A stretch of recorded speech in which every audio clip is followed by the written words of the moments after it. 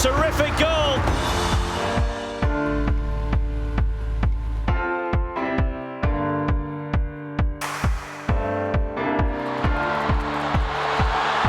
Long-range effort from Lloyd. Oh my goodness! One of the most incredible goals you're ever likely to see.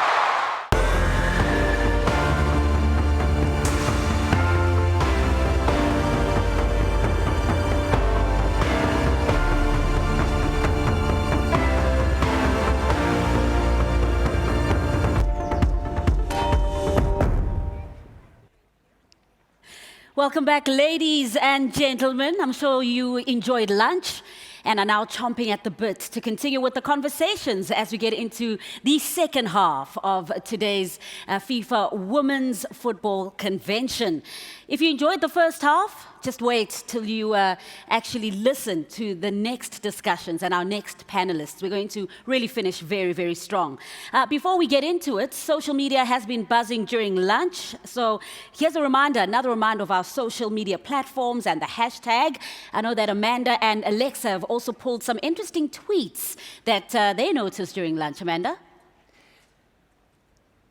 We did pull some interesting tweets and Instagrams, and you guys have been phenomenal all day. I didn't see all the food pictures. I thought it was quite a spread in there, actually, man. I enjoyed the lunch.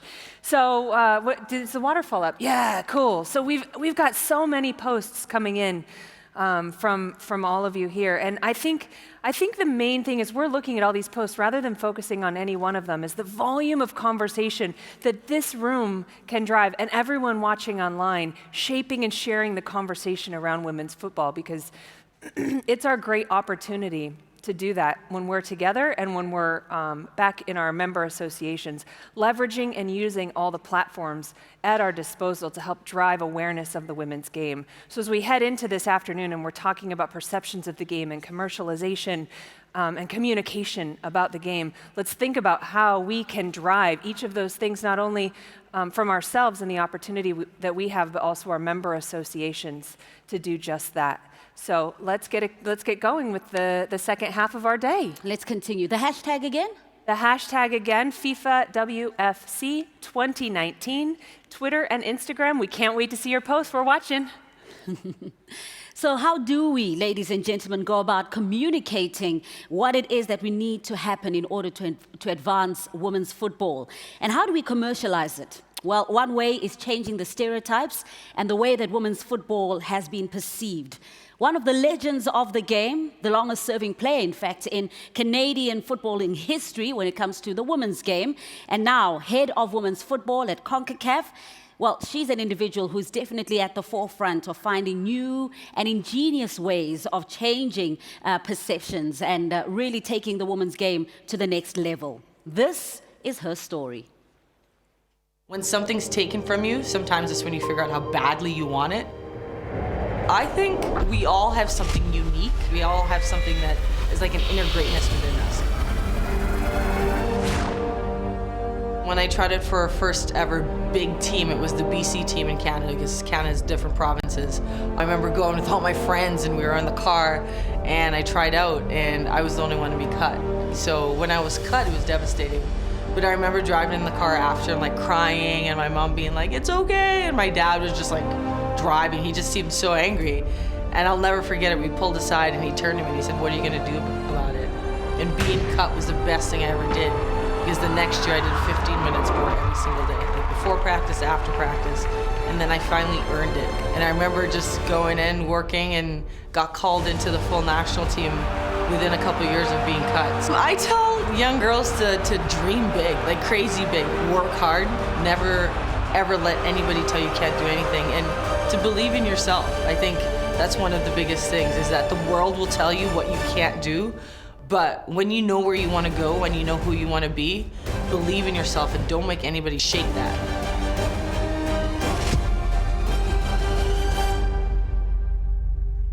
Woo! Hello, world! This is so exciting. First and foremost, if you have ever played for your country, please stand up, because we are all legends in this game. Stand up and a round of applause. Woo! Women's football! And men. Thank you very much. I remember when we, in December, Sarai and her team called us into a room, and it was the draw of the World Cup. And we all sat in a little circle, and we were like, "Ooh, what's this going to be about?" And then they revealed to us this idea that we're going to be superheroes. And I was like, "A superhero?" But thinking outside of the box and seeing what's happened, I'll tell you the direct moment I knew it was real. I was with my niece, 5 years old, and we watched that video together. And we watched it, and she said, "Auntie KK, I want to be a superhero. Let's go play football." And she ran out, and every day on the field, she never really touched a football before. But she's like, "Am I a superhero yet?" And I was like, "You absolutely are." It's the power of doing unique things to showcase the game. I used to be the shyest kid in the world. Yes, it's true. Nobody ever believes it. And what changed my life was this ball and football. I moved from Dominica at age 8, and it was a small island in the Caribbean where unfortunately girls didn't have the opportunity to play. I moved to Canada, where I finally got my chance. And the truth, the reason I even started playing football was I was invited to a sleepover. I just wanted to connect to people and make friends.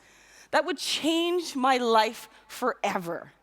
I would go on to play in 5 Women's World Cups. And on this day, 4 years ago, we had the opening game in Canada.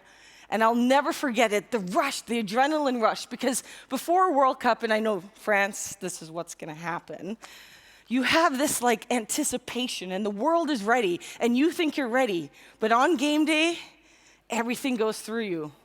And we played that game.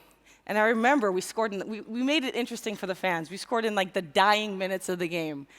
And I'll never forget the celebration, because the world celebrated, Canada celebrated, but most importantly, the young girl celebrated.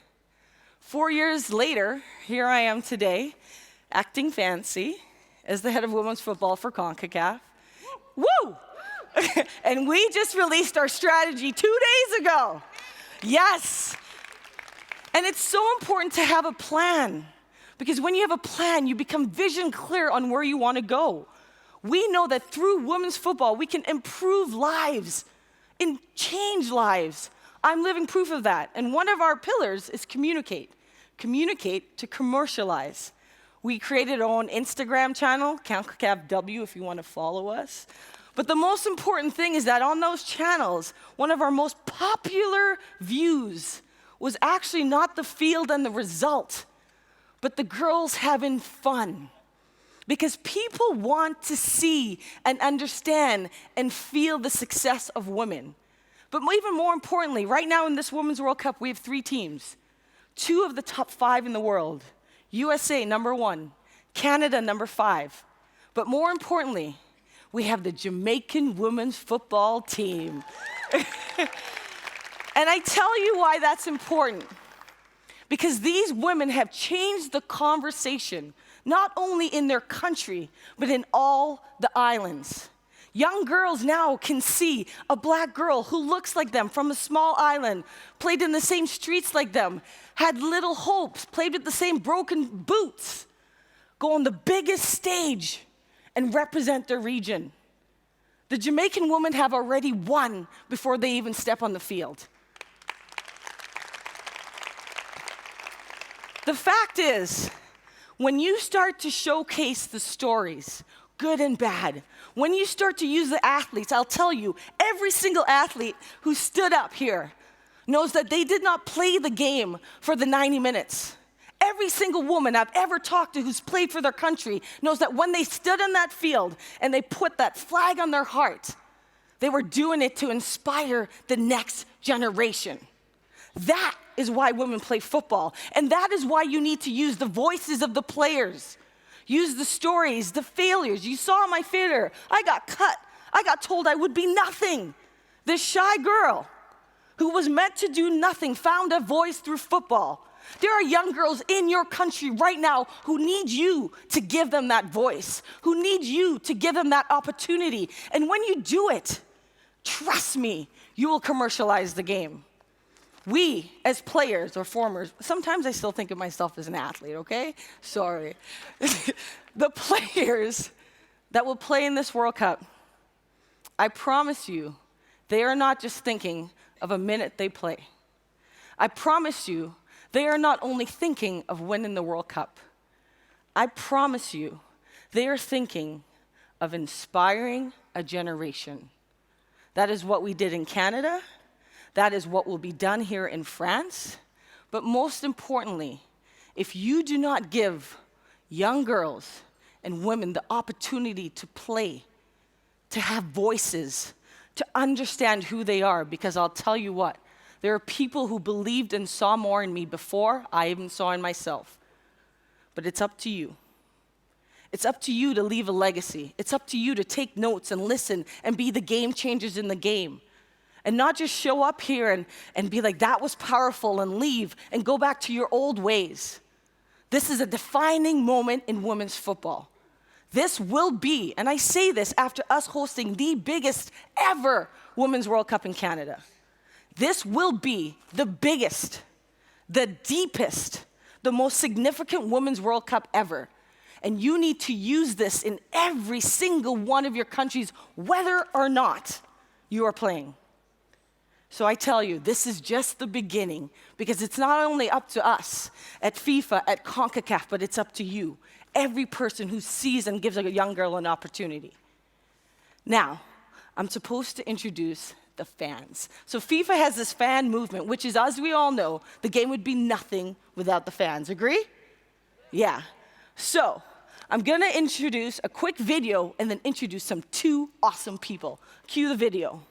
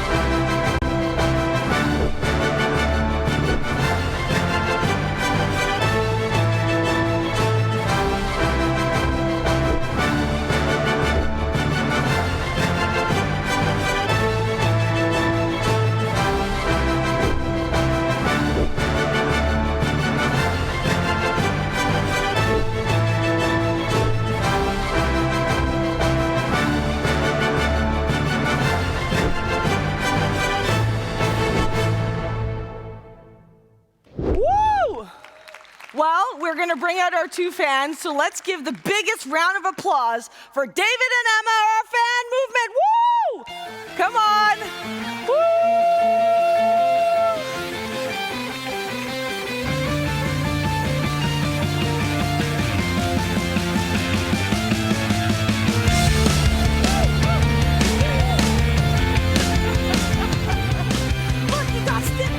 That's much of your crew back there, right? Yeah, for sure. All right, so let's start with a couple questions here. You guys ready? Having fun? Look at the bow tie. I like it. How did Legends Assembly inspire you, David, to do your own video? Okay, so as you can see, we actually had our own challenge, Fan Movement Assemble, instead of Legends Assemble. And yeah, basically, everybody was free to do whatever he wanted. So some decided to make a draw, some cartoons. Some, like myself, made a video. So I don't know if you remember me, but I was the one with a mask with a double face. And actually, this mask comes from a fan from Ecuador that I met at a World Cup in Brazil. And usually after a game, I like to exchange gear with other fans. And he gave me this one. And so I think it was perfect for this challenge. Amazing. Football uniting the world. And how about you, Emma? How important is it to have visible female role models?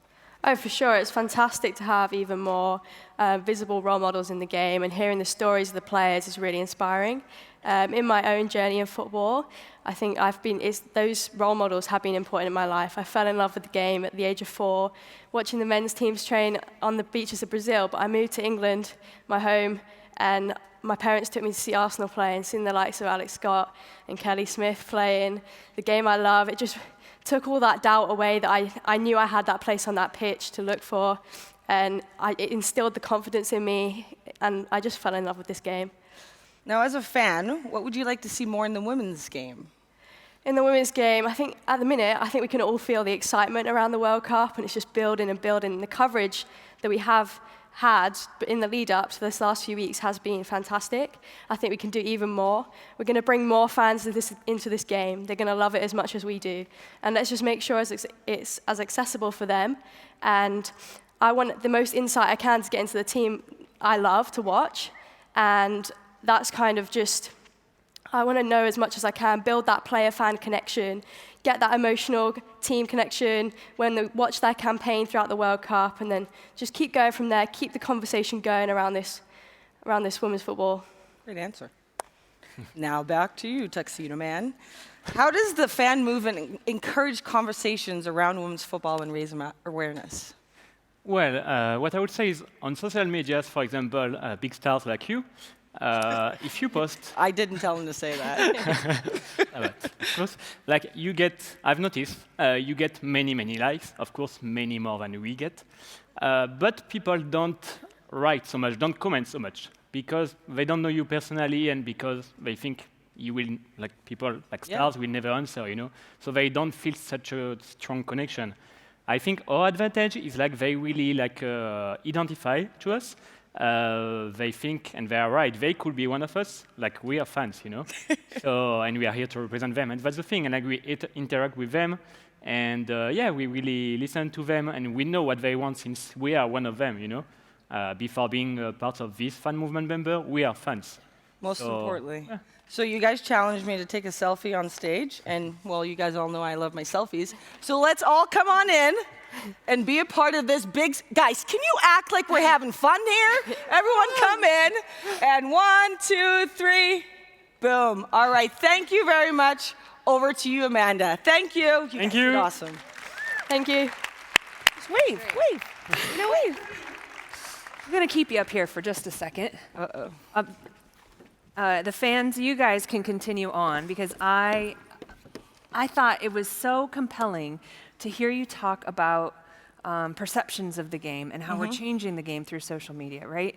And you've done through the media and through the power of media and how we communicate about the game. So we had a question come in earlier today that I want to pose to you. Here, you can see the question here. It says, what can social media do to boost profile and growth of women's football? That's my question to you, because Karina, while you think about this, You've done such an amazing job with your social. When I see you traveling around Concacaf, traveling around the world, you're bringing the stories and the moments and the backgrounds of these women and men in the game to life through your social accounts. And I'm curious, when you're thinking about it, when you're doing that, like, what's the impact that you're trying to make? I think as players, you realize you have a voice, and you have to use your voice for a reason. And whether you're impacting one person, if you have a lot more followers, you may be impacting more. But it's to share your passion and share the stories, because the stories are what connect people. Because somebody at home may have never played in a World Cup before, but they've been through something. And you're inspiring them because you're like, okay, I've been through this, but here I am now. And especially traveling around our region, we have so many different realities, 41 different countries, 41 different realities. But I think it's just to share the reality of each and give the voice to whoever I'm speaking to a chance to say their truth. So I think social media is important to tell people's truths and give them the voices to use their experiences to inspire others. I love that. You know what? There's a little goalkeeper connection. Oh, I always love goalkeepers. They came in as well. Hedvig Lindahl. She plays for hi. Sweden. Yes, we know who she is. You better know who she is. And she plays for Chelsea Football Club in England. She says, not sure how this works, but it seems like you can join the conversation by using the hashtag. Use it. It seems to me like it is time to lift on all the rocks out there, sharing the challenges within the women's game. Use the hashtag and see what happens. Any advice for Hedvig in her next post? Just embrace and enjoy it. She's got so much experience. I mean, goalkeepers, I love you all. We're the most important position in the field. I mean, I'm just saying I'm a goalkeeper union, but just enjoy it. I mean, you guys are going to enjoy them. She's going to have fun. So much experience, and good luck to all the countries, especially Canada. Cool. Thank you. Thank you. All right. Bye-bye. Where do I go? Yeah. Give her a round of applause, Karina. She brought the energy, huh? I'll go to the next one.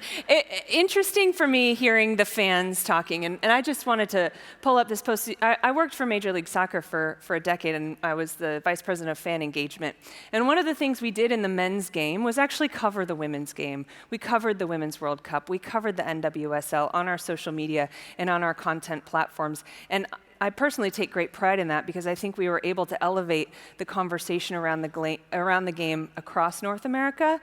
And an interesting thing that I saw in our data that I thought I'd share with you briefly is that the engagement on the women's game was often as high as the men's game. We didn't see much different, and the fans feel passionately about the game, and they feel passionate about stories and about moments of celebration and moments of unexpected triumph. So as you're thinking about what to post or how to post it, or even what channels and platforms to use, consider it doesn't always have to be just your women's platform, but we can actually expand the game and the reach globally across all of the tangible assets that we have access to. So as we shift into our next panel, as a matter of fact, our topic that we have coming is about commercialization and communication of the game. So one of our great panelists, Kate from Visa, her Twitter feed is amazing. This is her handle. If you want to go look at the amazing work that they're doing in the women's game. But I found this tweet, and I found it so personally satisfying to read, but also compelling. Having purpose and being able to tell your purpose through compelling storytelling is the key to brands that thrive versus those headed towards extinction. And if we're going to make women's football really thrive, we're really going to drive this, to Karina's point and the fans and all this conversation we've had, if we can find those stories and bring them forward and really create a connection, an emotional connection between the fans and the players themselves, together we'll be able to elevate the game to new heights and then drive the eyeballs, the vision, and the commercialization of the game as we move forward and we get more interest. We're going to drive more revenue. Yeah? So I'd like to bring on our next host of the next panel, Amanda Davies, sports anchor at CNN.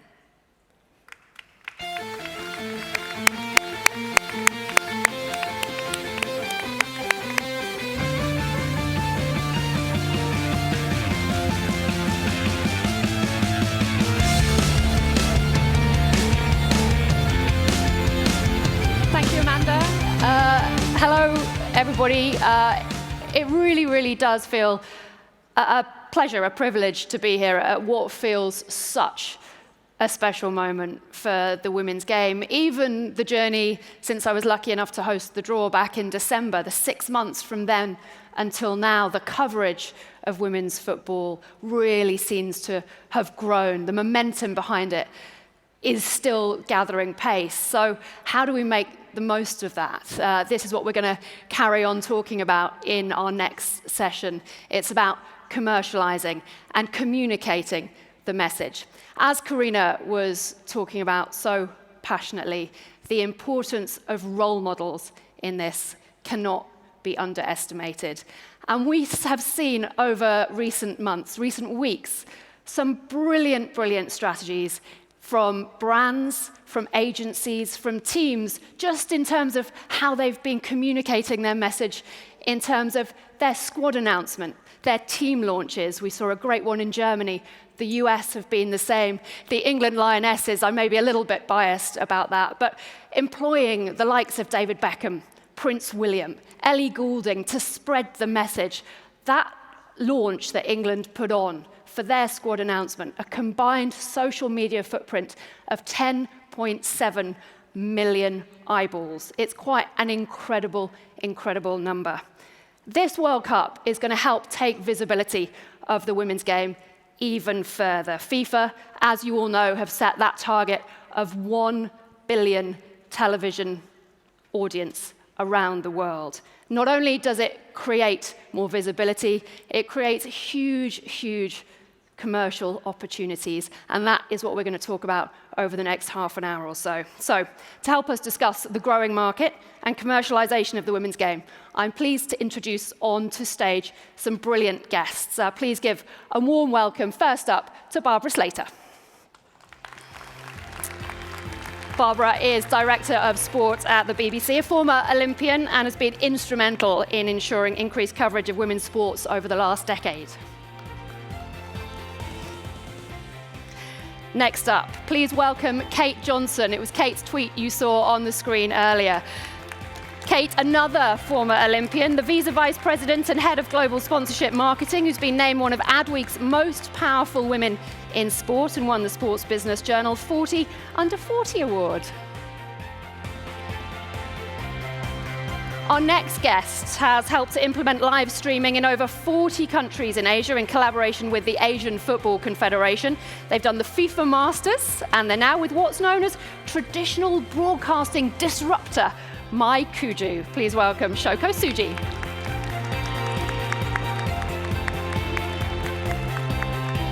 And last, but by no means least, please welcome FIFA's Chief Commercial Officer, Philippe Floc'h.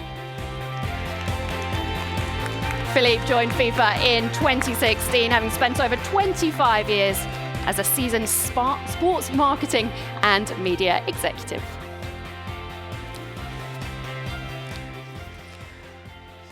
Probably the bravest man in this room, actually, as well, Philippe, joining us on stage. Great to see you. Barbara, let's start with you. Karina was speaking so eloquently about responsibility of everybody in this room to use this moment and take it forward. What do you see as the broadcaster's responsibility role at this moment in terms of the women's game? Well, I think it is to give the FIFA Women's World Cup, frankly, the respect and investment that it deserves. And certainly from a BBC point of view, we're really determined to do that. So every single match will be live. We'll have major network coverage. For example, over the weekend, all of the matches will be on our flagship channel. And I think one of the really important things as well is that we're covering this as a tournament. We're not just covering it to follow, if you like, the domestic interest. We want to leave at the end of this great event superheroes, which we've heard being just discussed, not just England, Scotland, but actually global superstars. And so I think our investment is to tell the whole story, frankly, just as we would the men's game. And indeed, many of the techniques we're bringing here, presentation from the stadiums, telling the backstories, is exactly what we would do at the Men's World Cup. So we're seeing those, the investment, the coverage that we're going to make and the build-up that we've already provided is increasingly on a par. You have branded this whole summer of women's sport, Change the Game. that is not a name you will have come up with lightly, is it? Tell us the thinking behind it. Well, this summer, I think in the UK is almost a kind of a perfect storm, where built actually around this event, because it's an absolute showcase and flagship. Actually, there are many other events where our women athletes will shine, and we just felt this was a moment to provide a platform. So there is a Trails campaign behind this that is of the scale of the BBC's Christmas campaign, because the potential here is for this to be the most fantastic springboard. We've had football and we've seen great, indeed the championships in 2015, a fantastic springboard. I mean, we reached in the UK an audience of 12+ million, but what was most telling about that 12 million is 48% said to us they had never watched a women's football match before. So imagine if we can increase those audiences, imagine how we can spread the word and actually really engage new people and build their enthusiasm. Okay, we've got plenty more about the BBC's campaign to come. We're going to move on to Kate, but just before we hear from Kate, we can have a look at one of Visa's FIFA Women's World Cup campaigns.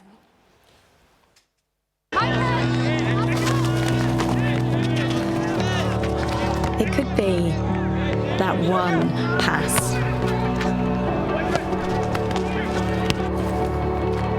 One, I can make it.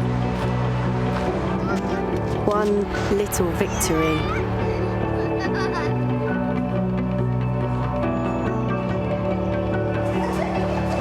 One, this is my team. One gift. One idol. You know what to do. You know what to do. The one who believed. One first match. One moment can change a game.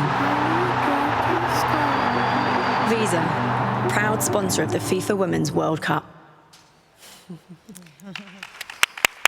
Well deserved round of applause. A lot has been made about Visa's investment in women's football. What is it about women's football that has driven that? I like to say that we've been investing in women's football since the beginning. We became a sponsor of FIFA in 2007, and part of that decision to become a sponsor of FIFA was the Women's World Cup. So, at the same time, right now, there's, as we've all talked about, as we heard in Fatma's speech, Sarai's speech, this moment is really critical to be standing up, and brands leaning into that and sharing voice in that. You're seeing a really powerful movement in all of that right now. So for Visa, I mean, half the world's population is women. Visa is everyone, everywhere. We stand for acceptance, inclusion, diversity. Standing women up is just good business sense. And this moment in time was one that we were really excited to lean into.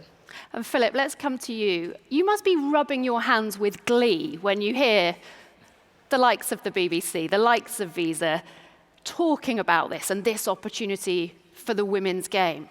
How are FIFA going to maximize that? Oh, indeed, we're actually very happy to have to see our partners really exploiting and engaging with the fans, which, to be honest, was not always the case in the past. It's interesting to see in the last couple of years the difference between what is done now and what was done in the past. Where in the past, the men's World Cup was by far the jewel of the crown, and then there were the other events. And it is very good to see that our broadcasters now really putting efforts behind it, as sponsors. So when Barbara can take much better than me about what BBC is doing, but we have, I would take, without singling anybody out, but for example, Fox, which is one of our partner broadcasters in the US, is bringing more people to France for the Women's World Cup than they had in Russia for the Men's World Cup, for example. So of course, the US is an excellent team. They're playing here. They were not playing in Russia, but I think this is actually. It's not by coincidence. Likewise, our commercial affiliates and Visa and Kate is a perfect example of that.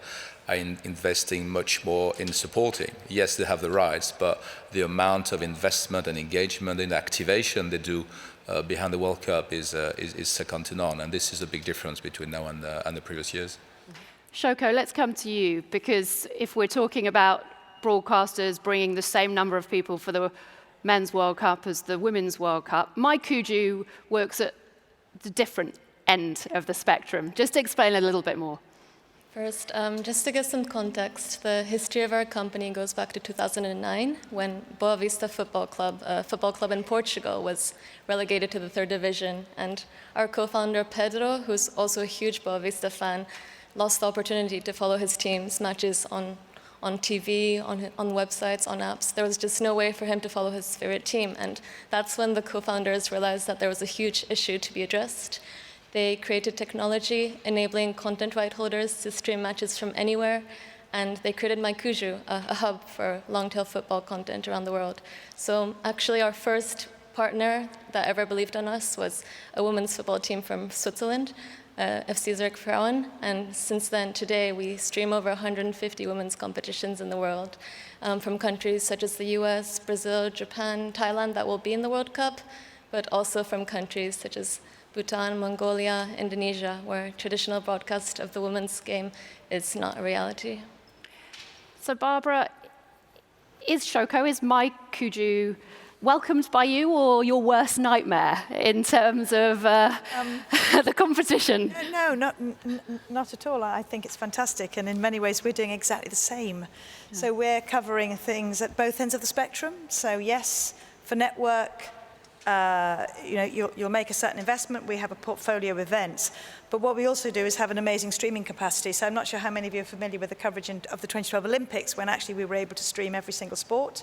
So we're actually have the capacity now to do that every single day. So we can't quite compete with your number of hours, but certainly we've streamed about 2,000 additional hours.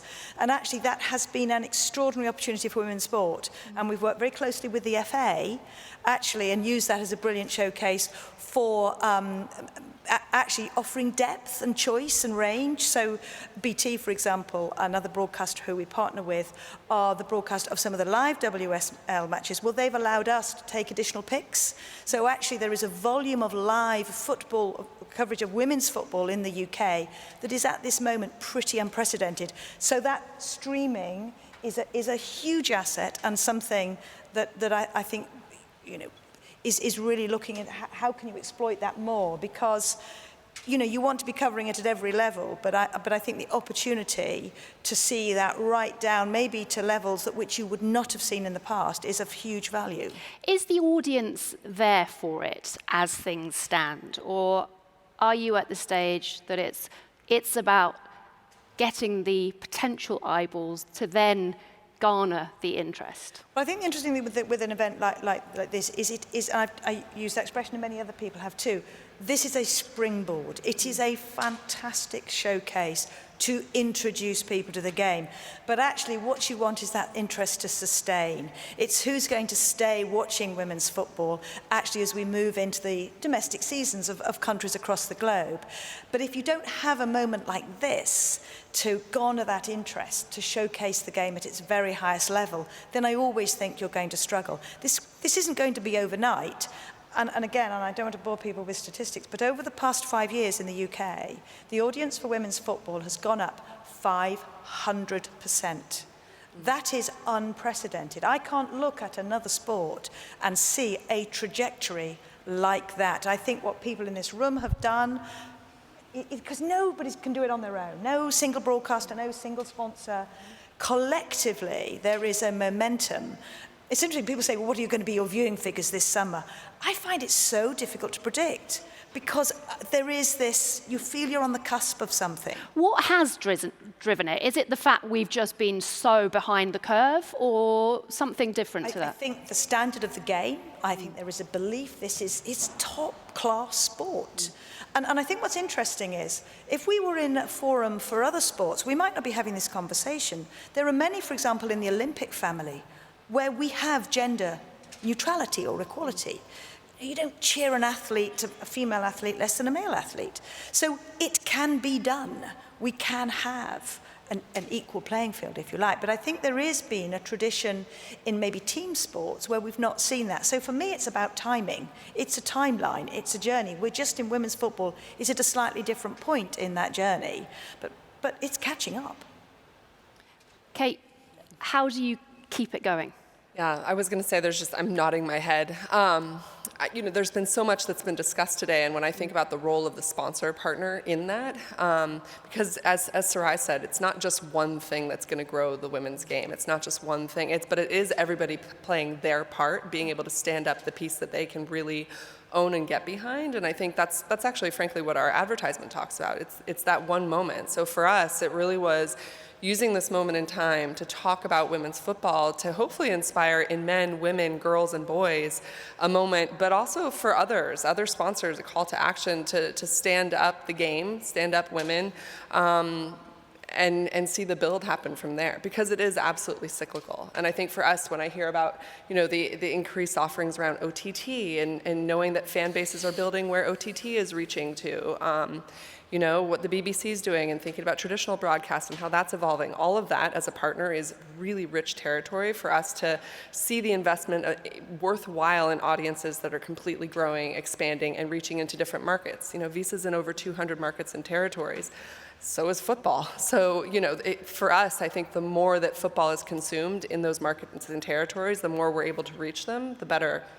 And Philippe, if we're talking about evolution of broadcasting, of the commercialization of the women's game, how do FIFA go about making the most of that? Is the structure in place? Are you able to evolve at the pace the women's game needs you to? Yes and no is a short answer. We are in the position because obviously we've been working closely with our colleagues in-house to having a proper strategy.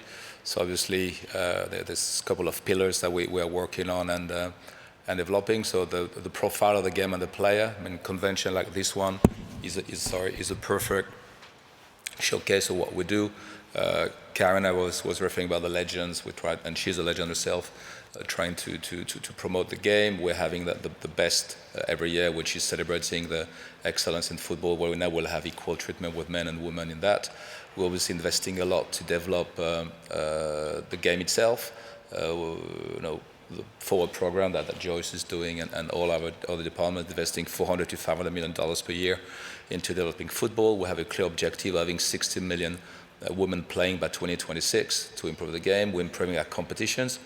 The fact that our partners, commercial affiliates, invest much more, being at the global level, like for the like of Visas or the domestic level. In France, when you see the roster of partners, we have the old blue chip companies in the own domain and investing heavily into the sport.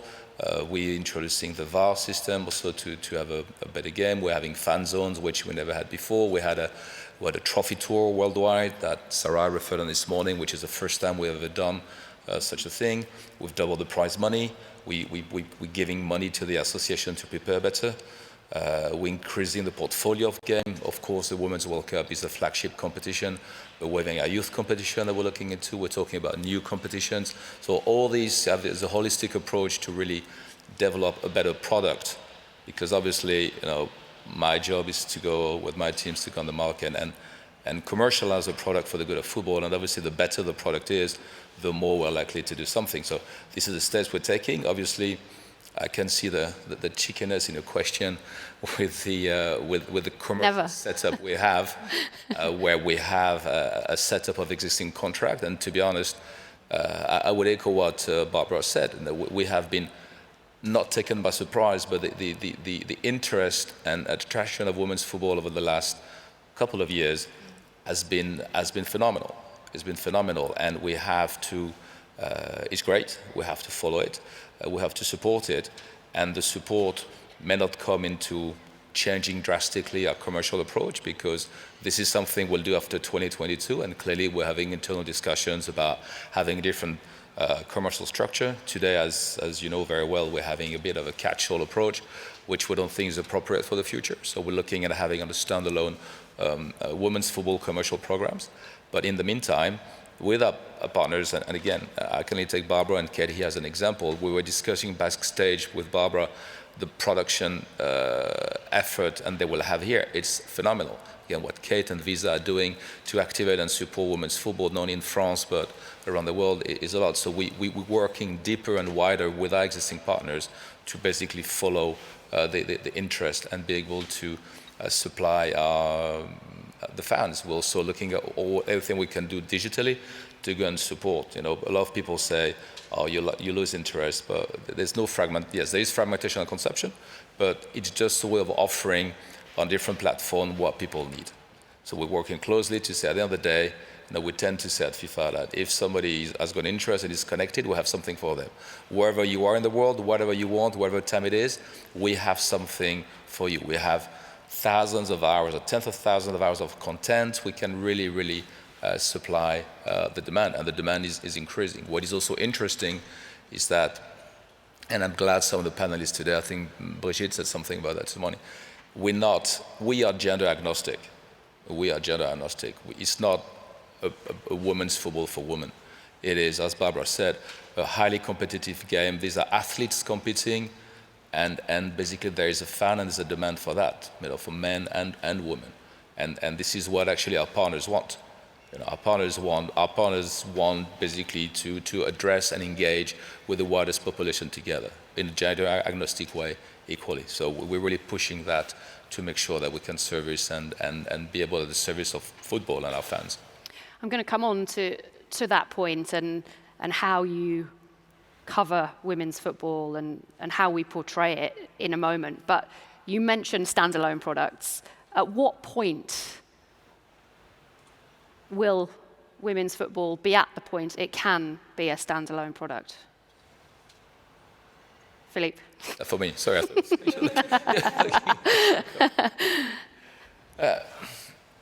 Time will tell. Again, there is definitely interest.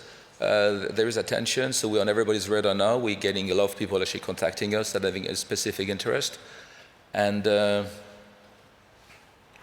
don't know is the answer, but definitely there's a growing interest. I guess the proof in the pudding will be when we can stack up numbers that are meaningful for a women's competition only. Does it require a degree of bravery?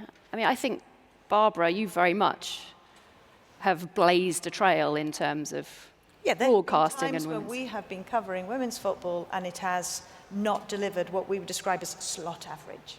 So the audience that you would normally expect to get for that, women's football hasn't achieved it. But actually, there has been a potential, and in a way we're in a privileged position, we're a public service broadcaster. We've actually been able to make that as a conscious decision because it's a kind of doing the right thing. That's not the case anymore. I think what's really important to understand is those slots are being earned on merit. And I think that that's fantastic. But it's taken investment to get to that point. Yeah. But it's been the quality of the product as well. We're the broadcaster. We're not the deliverer of the product. It is the product that is earning its way. I can see Kate's jumping in. As a sponsor, we have made a concerted effort to invest in women's properties this year. I mean, we've sponsored UEFA Women's, and it's not a short-term deal. It wasn't just to have it sit alongside the Women's World Cup. It's a 7-year partnership. Was it an easy sell to people within Visa, within the bigger picture? So for us, at the center of all these conversations, whether it's the U.S. Soccer Federation partnership that we've also just announced in the U.S., where we commit at least 50% of our funding to women, for us, the centerpiece of all these conversations is sport and the power of sport to inspire. And as a partner, it is our job to hit on the centralized message that calls to action something in everyone that they can relate to. So whether you're talking about the Men's World Cup tournament or the Women's World Cup tournament or the Olympics, you have at the center of that a conversation around sport that everyone can relate to. And that's really our job. It's our job to take that insight and to make it relevant. And Shoko, in terms of MyCujoo, when you have the conversations, when people come to you and say, we're thinking of taking a leap. Yep. We want to do this. We want to broadcast the women's game in the countries where it's not necessarily on terrestrial television at this point. What are the concerns? What are the considerations that people discuss with you? First of all, live streaming is still quite a new concept for many of the countries, so they're worried that it's really complex. But what we tell them is that you can even live stream a match from a mobile phone. It doesn't have to be multi-camera with commentary. It can actually be quite simple. It's really about getting your content out there. Sometimes we also receive concerns about internet conditions, but we've streamed content even from the most remote islands in the Maldives, for example. And internet is improving. If that's a concern, we can recommend equipment for them to overcome that. And lastly, sometimes they're worried about being able to reach the audiences, but we tell them that it's all about building value. You can't just put your content online and think that your job is done. It just starts, that's just the beginning. So what we do together with our partners is we try to find out where the communities are, what kind of content they're interested in.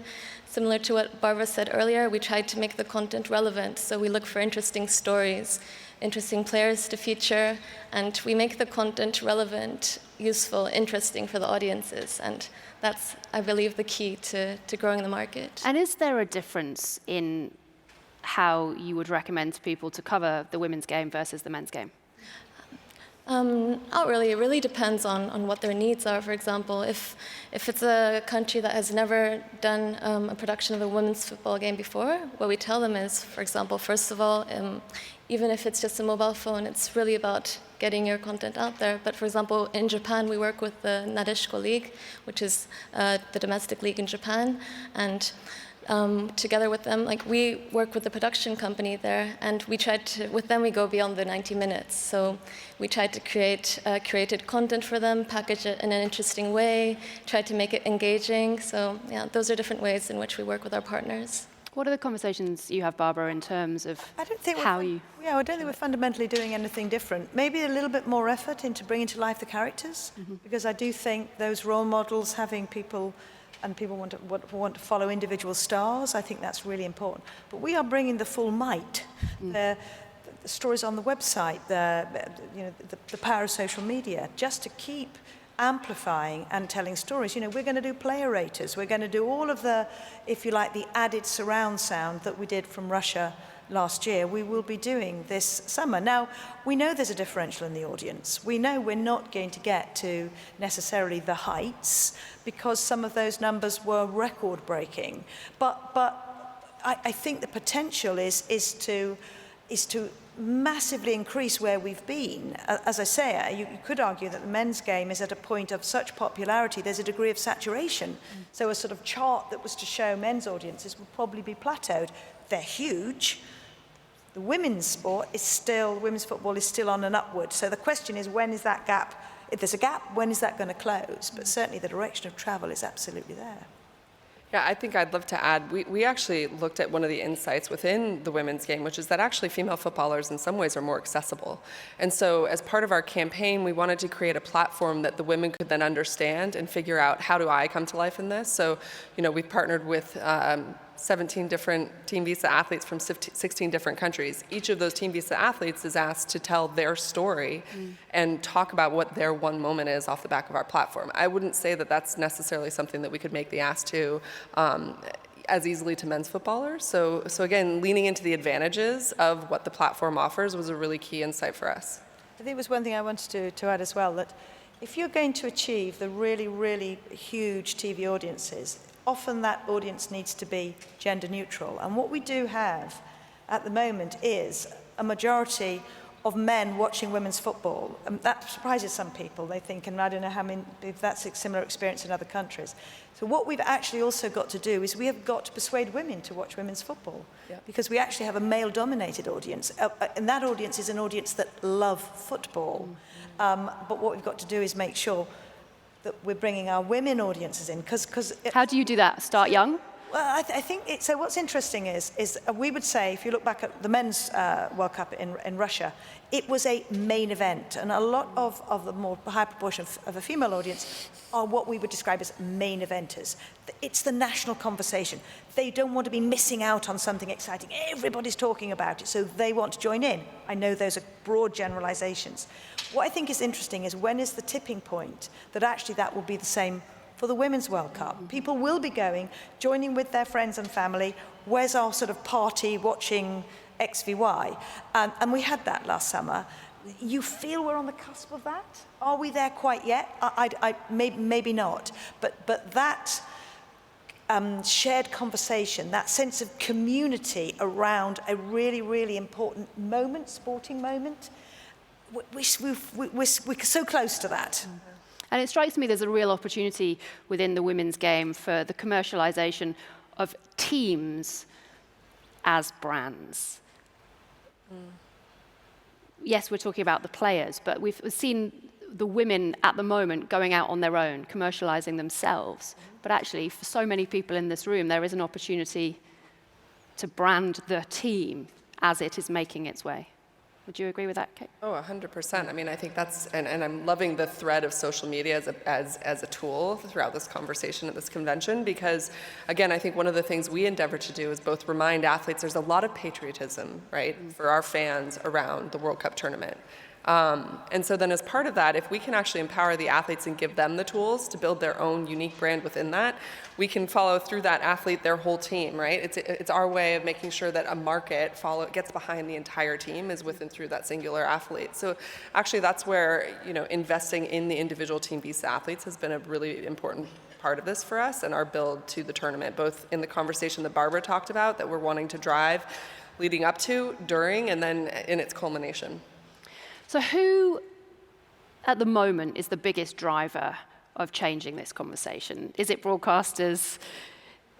Is it commercial entities? Is it FIFA? Who should it be? It's got to be a combination of all of those things, and the federations in the individual countries as well. It is a massive partnership, and that's what's required. And I don't think there's one single thing that can do it on its own. And what you've got to try and hope is that there is a virtuous cycle. So as there's more exposure, there's more heroes, there's more young girls wanting to come and play the game, the standard goes up and its appeal and it's aspirational.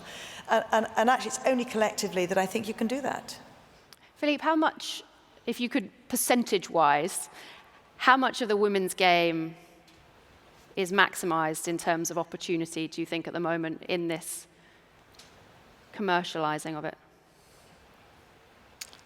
It's difficult to say. What is clear is that all the existing models are based on a world that doesn't exist anymore.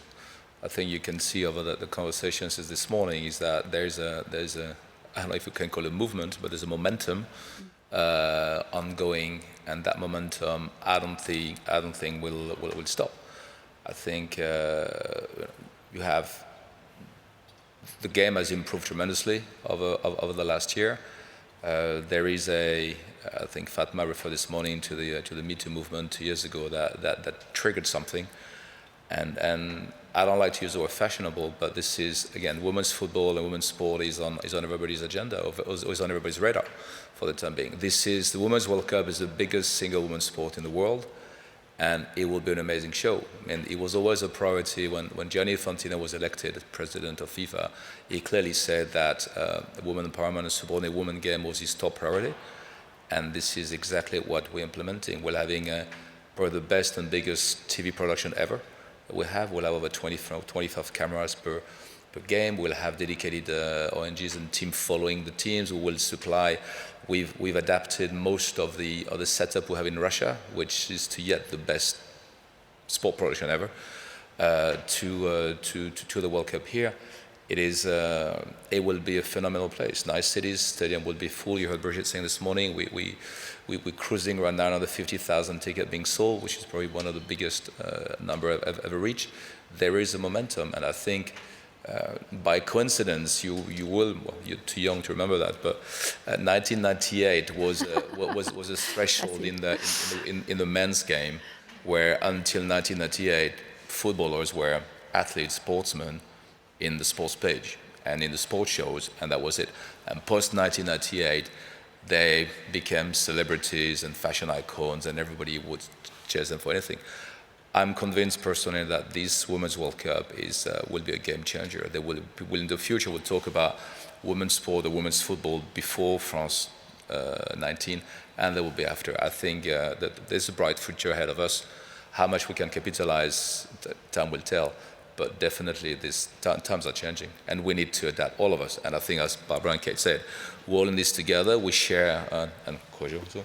We share Shoko also. We share the common interest to go and bring the beautiful game to the widest audience that women should be. And again, we are all involved in engaging with as many fans as possible. I mean, totally gender agnostic, and we'll use any means we have, being broadcaster, being digital, being commercial affiliates. I mean, Shoko's and MyCujoo play the role in there by allowing people to access content they couldn't see otherwise. It's great what they do. Is you can anything basically you want to see that you couldn't see before, potentially you can see it now on MyCujoo. And of course, our job is to make sure that we develop the game. This is what Sarai was hard to push the game as we push anything else. Our role is to develop football everywhere in the world. And when again, half of the planet is women, as many women potentially should play football as men. Mm-hmm. Okay, I think that is a fantastic note to end it on. Times are changing. Philippe, Shoko, Kate, Barbara, thank you very much indeed. It really does seem like this is such a fantastic opportunity for the women's game. Now we've just got to make the most of it. But just before we go, to close the session and move on to the next, let's just have a little bit of a look at what Barbara's been talking about that BBC Sport are going to be doing over the next few weeks.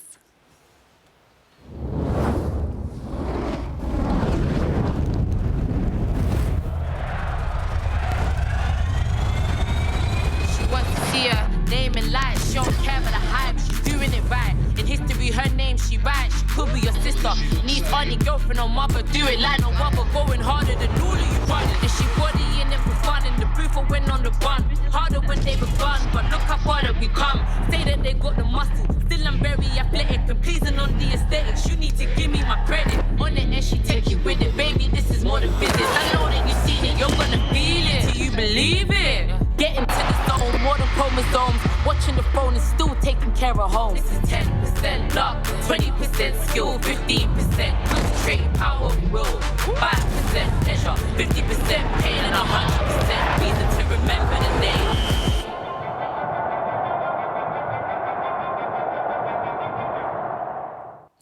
We love it. Round of applause.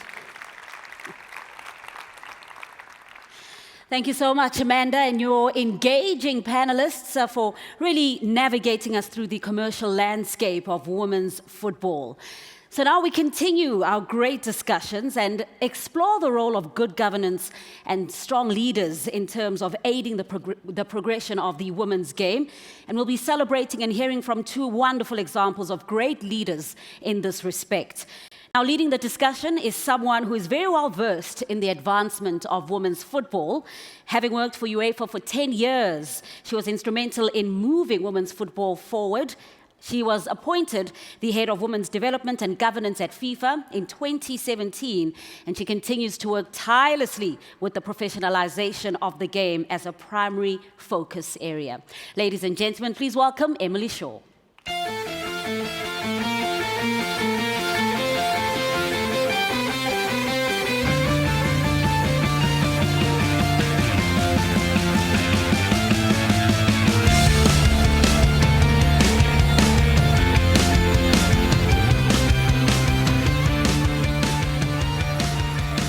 Hello, everyone. So, governance in football. It's quite a broad topic, and it can be quite a dry topic at times. But in the context of women's football, when we talk about building the foundations of the women's game, governance and leadership are key. Because all of those decisions, all of that work that's done off the field of play will inevitably have an impact on the results on the field of play. So to discuss this topic and bring it to life, I will be talking to two leaders who have made a very positive change on the game that we all love. A positive change thanks to the decisions that they've made, thanks to the structures that they've put in place, and thanks to the dedicated resources that they've put into women's football. Ladies and gentlemen, it's my pleasure to introduce to you the General Secretary of the Swedish Football Association, Håkan Sjöstrand, together with the President of Olympique Lyonnais, Jean-Michel Aulas, two incredible male champions. Please welcome them.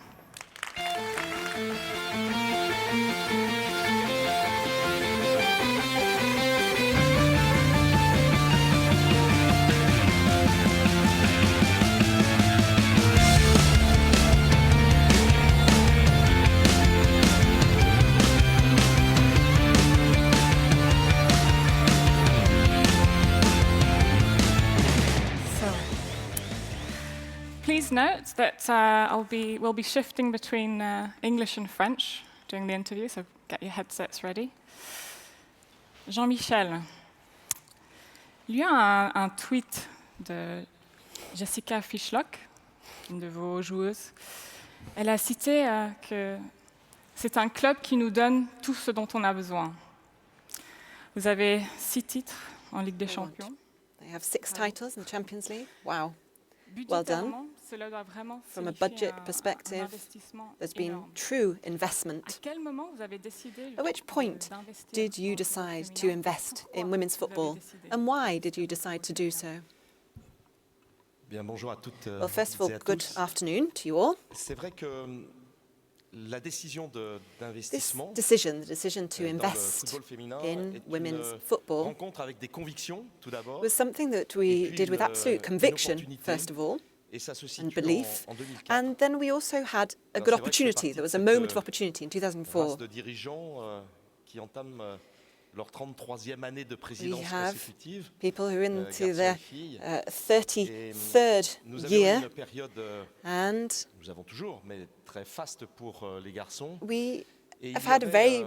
we've had a very good stage with our male footballers, and in Lyon we had the chance to really pick up on and support the women's team. The mayor of Lyon rang and said, "Are you convinced by, do you believe in, are you committed to women's football?" Of course, I jumped at this opportunity that arose. In fact, maybe I wouldn't say it was an opportunity, it was perhaps a solution. It was a way of passing on some knowledge and some savoir-faire, and realizing that in terms of research and development, something that we'd already been involved in. I'd already been involved in previous life, and what we decided to do is we wanted to try and do something different in women's football.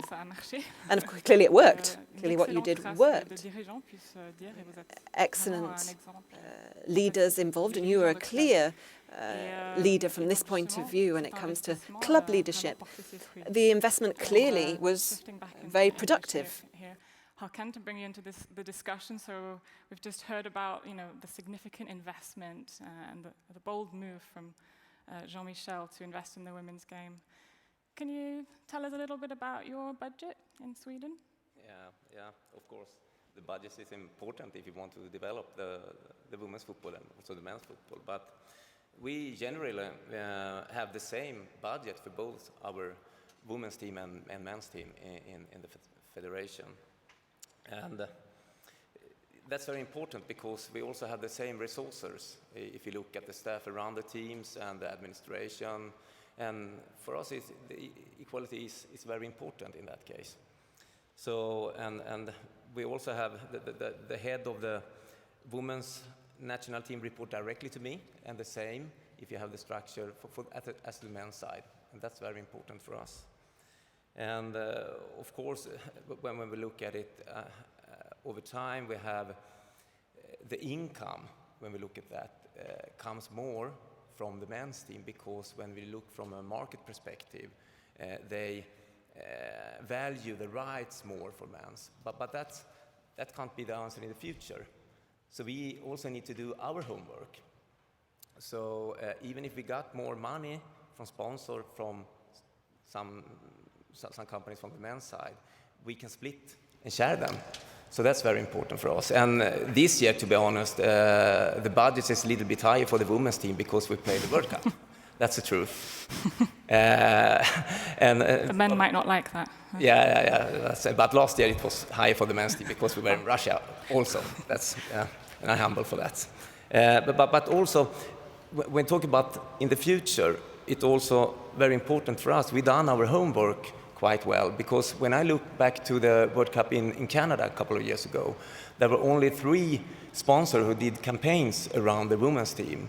And this year is 18 sponsors. And that... How many? 18.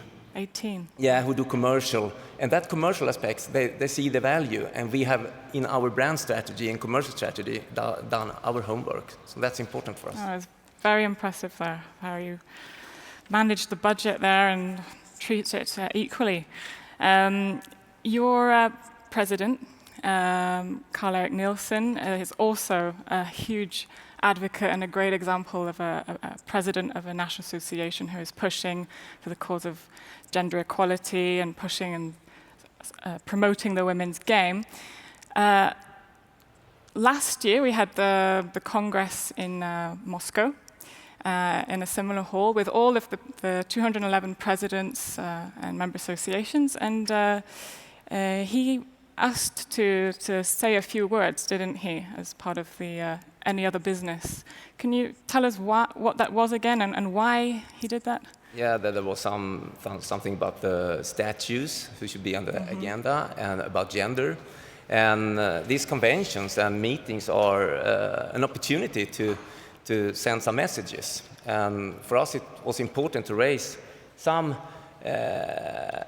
areas. And he raised some questions about solidarity payment, club compensation, and training compensation. And we think this is very important to lift those areas if we really, in a serious way, want to move equality and gender in the right direction. And we can't point to someone else to make changes. We need to change. It's up to us, and we can't always point on FIFA also, because FIFA is a member-driven organization, and we are a member in FIFA, and that's our responsibility to raise these kind of questions. And then we take it further. And in Sweden, sometimes we think we always have the right solution, but that's not the right. But so if someone else have better solution and ideas, we are total free of prestige. So let's just take those questions further and take discussion further. Oh, yeah, and actually, almost as a direct consequence of that, we actually, as part of increasing the financial contributions for the World Cup, for the first time, we have decided to include a club benefits program, and on the matter of training compensation, these are also other sort of regulatory mechanisms that we will be looking at FIFA. And actually, just for those of you in the room who may be interested, we decided to create a professional women's football task force at FIFA just to kind of deal with those specific topics. And I'm pleased to say that Håkan and Jean-Michel are members on this task force. There will be more women on the task force than the men. Don't worry. But so I don't know if Jean-Michel, if you wanted to just add a comment actually on the club benefits program. Yeah. The decision to introduce la décision d'introduire les indemnités de club. Ouais. Alors effectivement, la réflexion est très intéressante et je trouve que la FIFA a innové dans un domaine où on sait que pour le football, le plus difficile souvent c'est d'innover. Et le fait de pouvoir envisager des modes de redistribution, de calcul, qui tiennent compte non seulement de la situation actuelle, c'est-à-dire de l'environnement d'où jouent et participent les joueuses, mais aussi de leur formation qui est fondamentale. Évidemment, ça participe à une solution qui, pour nous, est très importante pour ceux qui participent à l'organisation du football des clubs et donc à la formation, comme certaines fédérations. En France, nous avons aussi un programme de formation qui est réparti. Je trouve que cette répartition est innovante et peut-être que dans le futur, du côté des garçons, des hommes, peut-être qu'on aura un intérêt à s'inspirer de ce qui est fait pour le programme féminin. Donc, effectivement, j'ai participé, on a beaucoup échangé, et je trouve que la solution qui a été retenue est vraiment innovante, et même si elle n'appartient pas obligatoirement aux clubs qui ont les meilleures joueuses à l'instant T, le fait d'avoir participé à leur formation, c'est quelque chose de fantastique. Yeah, so there was a decision to adapt the training, the club benefits program to the landscape of the women's game to ensure that we are rewarding those clubs who are releasing the players, but also rewarding those clubs that have contributed to the training of those players. And Jean-Michel, tu as fait allusion justement aux structures des clubs. And the club structure. I think there are people here in the room or other people that work in women's football who would be interested to know more about the club, because your club has a women's section and a men's section. And I wonder whether you could describe a little how that works from an organisational perspective and how you find synergies across both of these sections. Yes, well, we started with initial idea of what the infrastructure would look like. We worked on the basis of the infrastructure, then staff and services, so thinking about medical services, video services, training services, and we decided there should be exactly the same setup for men and for women when it came to all of this infrastructure. And so the training camp is something that we spent a lot of money on, tens of thousands of euros, and it's mixed actually for the professional boys and girls teams. And we offer the same opportunities, whether we're talking about the professional men's team, which works at a high level, and has won a lot over the years, but then also the women's team, which has also competed at extremely high level on the European front. We make sure that we have pitches available, both covered and not, for men and women, and for staff. We have exactly the same structures also. So we have these full-time doctors, both for the male team and the female team. We have physios, 3 physios, again, full-time for both parties.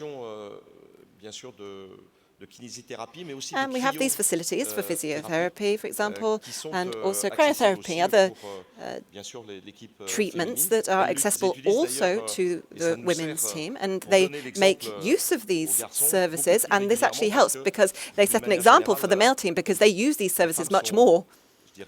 Because women, might I say, if I can generalize, are more structured, more disciplined, more reasonable perhaps. And in terms of transport and logistics, we have the same organization also. So the women's team travel in the same way the men's team do. And so there's no difference there in terms of the organization of staff and services for a high-level men's team and a high-level women's team. And so the budgets initially, of course, were a challenge, but we made sure that we played our role as investors, as entrepreneurs, and we've realized that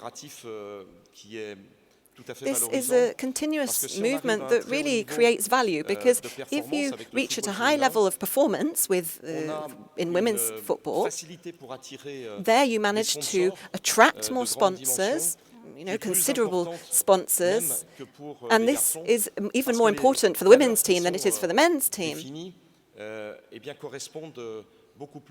Because this, like I say, the higher quality that you have, the more attractive you are to sponsors and to others. And so we found very quickly that we had some balance between the strategic investment and what we were seeing in return. We shouldn't talk about women's football as being something wonderful. We should invest in women's football. It's not just about words, and we need to make sure that this is appealing to all clubs, actually. We have 3 pillars at the moment, so training, and this is training for women players also. We have an academy for women, and girls, and then we have the male academy, so that's one part. Then the second pillar is obviously the men's team, and then the third pillar is the women's team. And they're really pulling everyone up in terms of image, in terms of appeal, and also in terms of setting an example. So a great return then on your investment, you could say. Yes, absolutely. A return on external investment, but also a return on our internal investment. The OL group is made up of about 500 people. And within the group, within the staff, well, everyone is really fascinated and really excited by the performance of the women's team. So we have this external sponsoring, but we have in a way some kind of internal sponsorship, you might say. And that's really appealing also. And perhaps the last point to share. In terms of all these initiatives, we are able to mobilize some of our foundations much more. We are able to set examples much more and be role models much more in a different way that we have done perhaps with men's football. It has its qualities, but it also has its issue. And the foundation works a lot with female players in terms of investment in external image, and then there's a return on that as well. So we get a return from that point of view.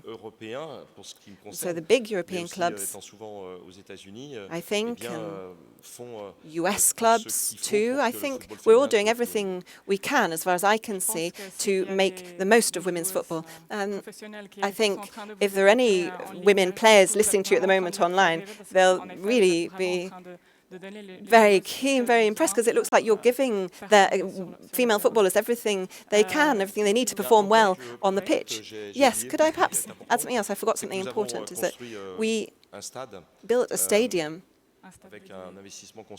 with this considerable investment, 60,000 spectators, and this is used for this will be used for the final of the World Cup. And it's quite regularly we have our women's team playing in this 60,000 stadium. At the beginning it was a big stadium, but actually with time we're seeing that we have an average of 25,000 people in the stadium for every women's game when they play in the stadium. And so we'll see for the semi-final and for the final of the World Cup, the stadium actually will be full. It's completely sold out. So this is a real reflection of the appeal of women's football. And when you invest in the infrastructure, you allow women's teams to play at the highest level, to play as best as they possibly can, and this really attracts audiences. That's lovely. Thank you very much, and it will be excellent. I'm looking forward to coming to Lyon to watch these games. Maybe Sweden, France, perhaps. We also talked about Lotta Schelin. We talked about that, yes. Håkan, so the point of gender equality has been raised quite a bit, and let's go back to the Swedish example now. So we've heard about organizational and empowering women's football through organizational structures. How does the governance structure at the Swedish FA look like from a gender equality point of view, from a gender perspective? It's a living example from that. Okay, strategies is really important, but in the end, it's implementation who counts. So that's really good. And of course, governance, you need to have a good structure and clear structure for that. But firstly, I think the most important thing is that people in leading positions, they need to take a clear stand for equality, because in the end, we are people. The people is so important. But of course, we have statutes, and in our statutes, they said that the underrepresented gender should not be less than 40% represented in all forums we have. And I think that's good, and we achieve that goals today. For example, in our board, we have a president, then we have 6 more members. 3 of them are women, 3 of them are men. And if we look to all our other committees in the federation, for example, disciplinary and competition, we achieve the goals even there. So the underrepresented is not less than 40%. Well, I have maybe something to do at the head office at the federation. We are about 120 employees, and we have 37% female employees. So I have a little bit to work on that. But of course, we have our challenges also in the Swedish football. When I'm also coach for my girls' team, and when I go around and see also football in general, we need more women in different positions in football overall, both as trainers and in different positions in the clubs. So when we identify that issue, we start the project also. And now we're raising that project and drive that, and it says that we call it plus 10,000. And until 2022, we will reach 10,000 more female coaches or leaders in different positions. But still, but when you look at the young girls out there, many trainers for the girls' side, they still come in jeans. And when I look at the same at the boys' side, they have good, well-educated trainers. And that's not good enough, so we're working with that. And we also need more highest educated at the highest level also when we look at the women's football. So we have our challenges also, but we work hard with it. And it's very important to have clear goals. Impressive stuff, I must say. We're starting to run out of time, so we're going to ask one last question to the both of you. As a leader of a club and a leader of a national association, what would you say has been your biggest challenge in developing the women's game? And what do you think should be FIFA's next actions to grow the professional side of the women's game?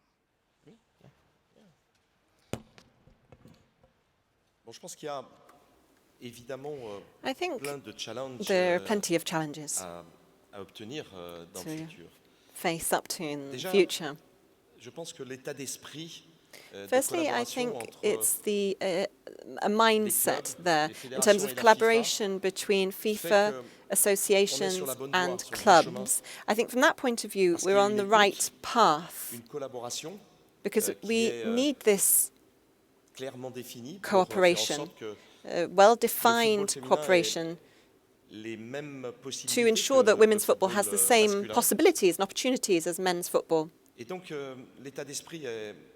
And so that's one aspect, that approach. I think we could move forward on the issue of the calendar, the match calendar. This is quite a general topic, I suppose, but we need to find a way to make it all fit and to bring together the needs of clubs, the needs of the associations, and then the wider organization of international competitions. We had some good discussions on this fairly recently, and I would be very pleased to be able to say to our players, to our women players, that we're working hard to make sure that they can perform at an even higher level. Another issue, see, we have this World Cup coming up, excellent, starts tomorrow on the pitch, is what I would have previously said was the main handicap that we faced, which is the view of others. Today, everyone has understood that women's football is at a stage, a foundation which can lead to greater progress. And we need to ensure that we give it credibility and that it can move forward. And this is why I'm so proud to be here. I don't necessarily want to talk about what we've done in the past. I want to think about the future and the courage and what we're going to do, how we're going to go into greater depth and extend all these moments, make the most of these specific moments like the World Cup.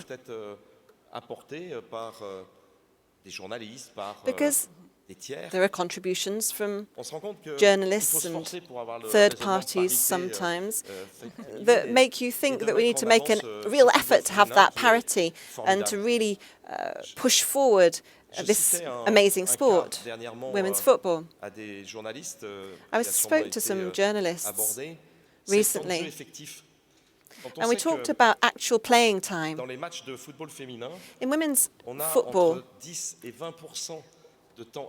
we have about 10 to 20% more effective playing time than you have in men's games. And when you see that, then you think, well, we've got a lot to get across still. And that's what I mean about the way other people view us. And I think we need to use our credibility to build on the image. And of course, my friend from the Swedish Association has invested a lot has been invested in this, because you need to make sure that you're credible, and that from that credibility you say how wonderful women's football is. Merci beaucoup. Thank you very much. You touched on quite a few topics there, which we will be discussing in our Professional Women's Football Task Force. Håkan. Yeah, I try to say it shortly because we run out of time. That's okay. But I think sometimes we talk too much about what and how, but we forget why. Why do we do this? And the main and the only reason I see is because a better balance, it gives us a better football. That's why are we doing this? And that's maybe some challenge that I need to share that with some other nations also, and when we talk about this. And so that's one thing why I said, well, it's very important. Why? Talk more about why we do this. So, and we have too much, from a governance structure, we see we have committees for men's for everything, and then we have one committee for women who should do everything in that. Okay. So, and I think we need to do some changes about that. So we have something nice and important work to do in the future. Yeah. A lot of work cut out for us, for sure. I'm going to throw over to Amanda, if we are ready. Do we have any comments or questions for our two wonderful panelists? You know what? We've had a really fun time watching all the conversation as it's been happening during this panel. A lot of actually posts coming from the room, but in particular, Håkan, I love your Instagram. She loves your Instagram. You love she has been stalking you. I love your Instagram. It is such an authentic page. Where it's like a combination of food, girls playing football, amazing places in the world you've been, your family, your friends. It's this. I feel like we're best friends, really. When I look at your Instagram, it's amazing. Maybe we can be good friends. I appreciate that. Thank you. So, do you have is that his post up there? Yeah, with the World Cup trophy tour. So, honestly, I just wanted to tell you make a great Instagram account. I think everyone should follow his Instagram. Thank you. But actually, we were up here and we thought about a post that went viral earlier this year, and the conversation that you guys have just shared reminded us of this moment earlier this season. You know the coach Pep Guardiola at Man City. He was in an interview, and Alexis pulled up the video of him that was posted on social. It went viral. You've probably seen it, but Alexa, tell us what we're going to see here. Thanks, Amanda. So after a Manchester City win, a reporter asked the manager how it would feel to win the first ever domestic treble. I want you to watch his response here. And tomorrow you've got the prospect of winning the first ever domestic treble in this country. Men's. How much does that prospect of making history excite you? The first time men's, women's, they won it. Yeah, come on. And I actually, the copy here is powerful to me, and it reminds me of the conversation on stage. This is how easy it is to help normalize and slowly remove bias from women's soccer. And largely, that's what we're talking about here when we're thinking about the distribution of budgets and the decision makers at the table who are the ones deciding where do we put our influence, our power, and our revenue. And then how do we drive revenue on the back end?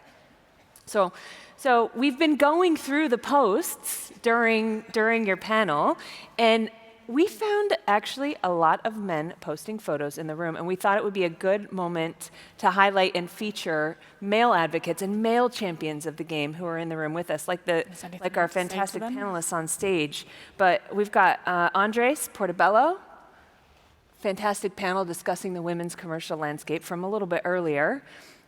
And we've got this one. I regrammed it because the original one was on a private account.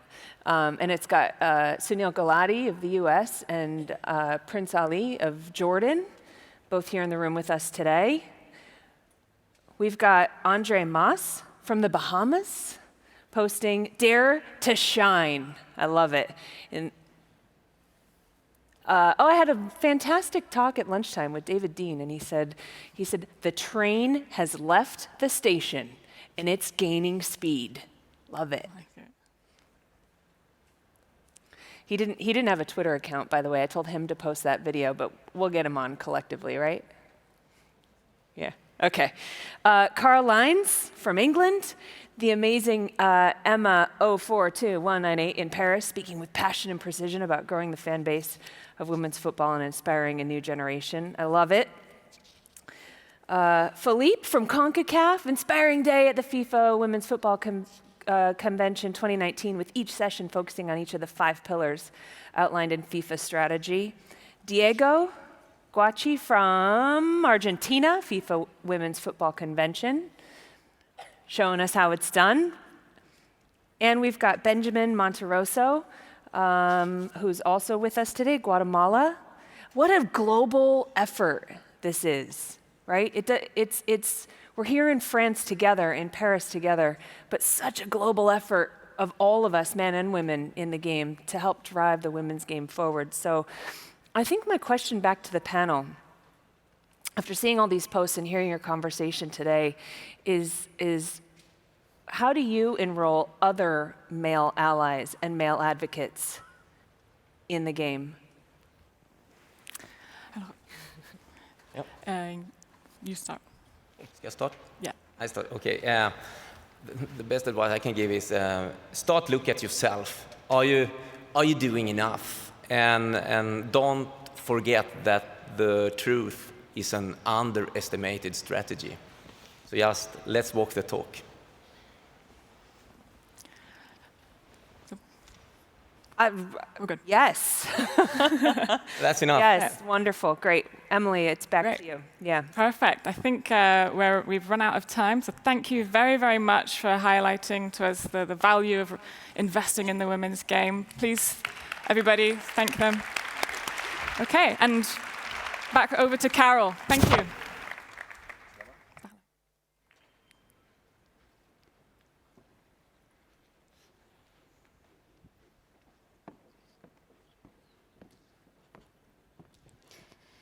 Thank you so much, Emily, and your great guests talking about good governance and giving us 2 wonderful examples of standout leaders and how it is that they are aiding the game, picking their brains, and of course just giving us some of those wonderful, wonderful examples. Now, one of the biggest ways in which FIFA has taken the lead in growing the game was the unveiling of FIFA's rather ambitious women's football strategy in 2018. Exciting times. Now, they did this in conjunction with FIFA's 211 member associations, and they were looking to grow the game exponentially by 2026. Now, what FIFA did is that they asked the confederations to do the same, and the very first to heed that call was UEFA. They launched their own women's football strategy for the first time just last month. So from a celebrated footballer, a 3-time winner of the UEFA Women's Champions League, 2014 FIFA Women's World Player of the Year, and UEFA Best Women's Player, to bossing it in the boardroom as the head of women's football at UEFA. Nadine Kessler is here to tell us about UEFA's groundbreaking strategy. Let's welcome her.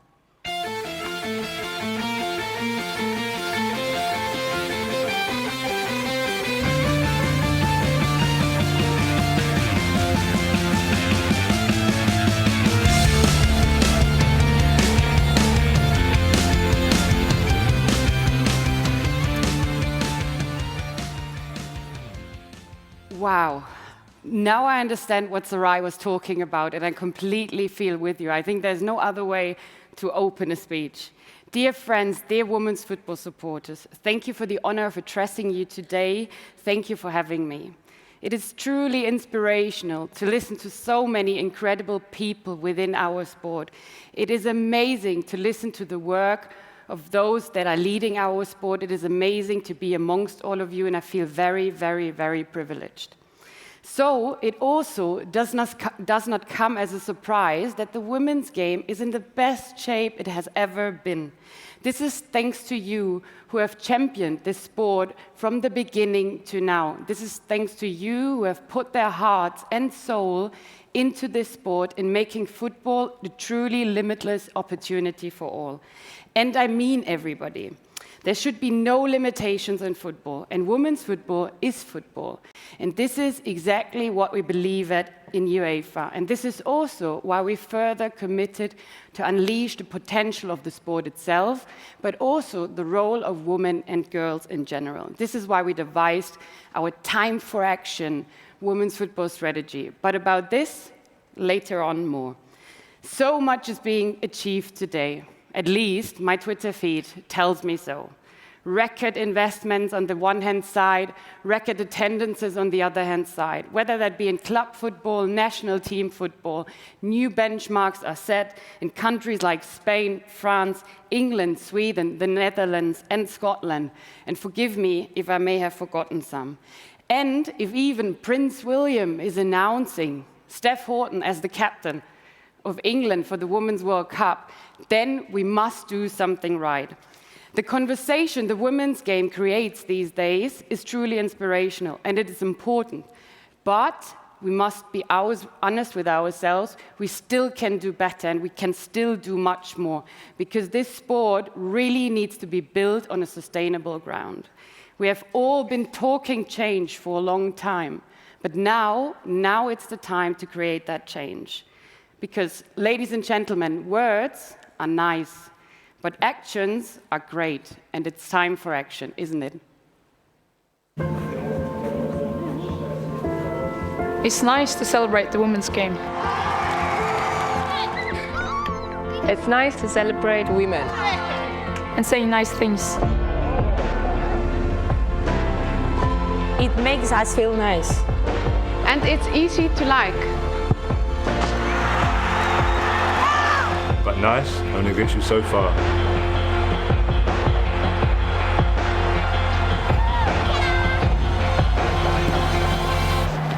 And nice never change anything. You know what changes things? Action. And honestly, it's time for action. Action. Action. Action.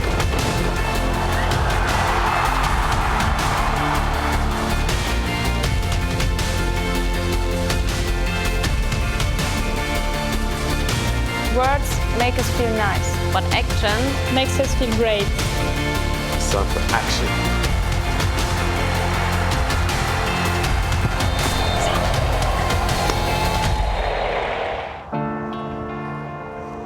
And now, it's time for action.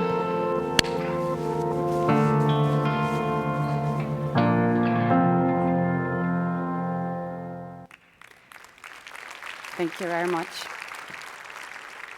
Time for Action is UEFA's first ever women's football strategy. It is a 5-year plan, our roadmap, and it is exactly there to transform those words into actions and those actions into success. But no action in life, no success story in life, neither that of an individual player, of a football team, or whatever we do, happens without belief, with a lot of belief, a dream, and a vision behind it. Our dream for women's football is that women's football is a celebrated sport globally, where every woman and girl can find a place to play.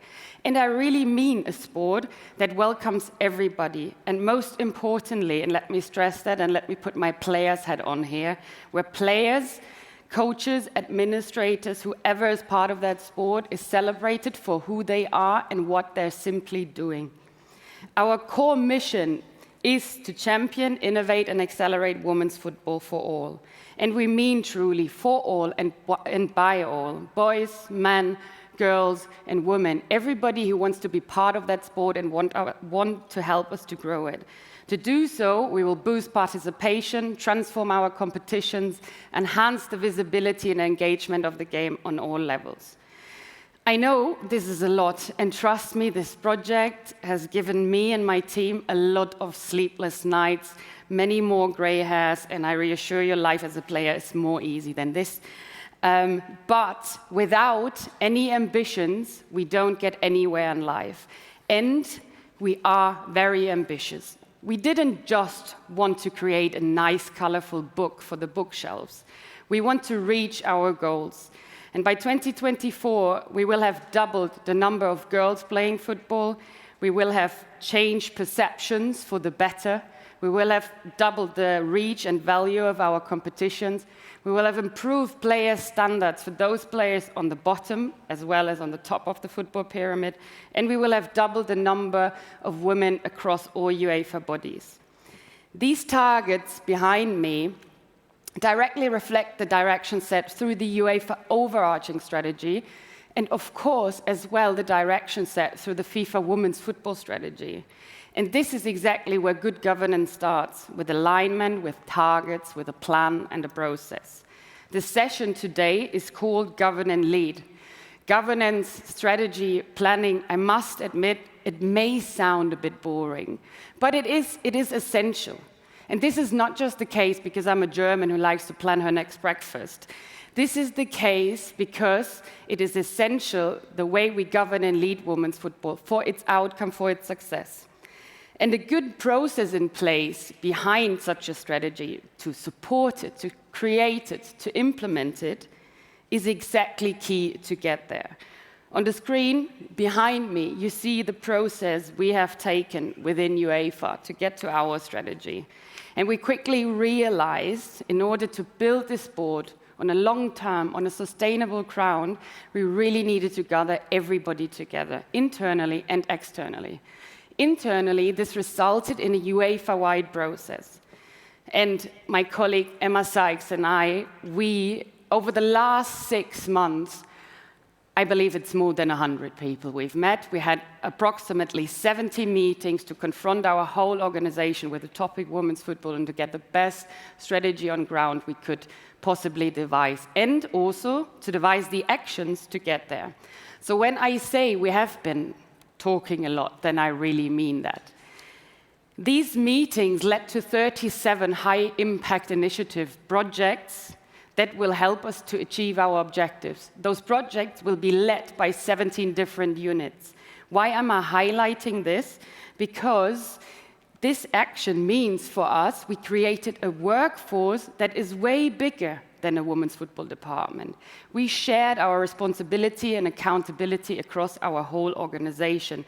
And this is a really important factor to govern women's football in a very efficient way. Because women's football departments, the people in women's football, are amazing. They're incredible. They're indispensable people. But we can only do so much.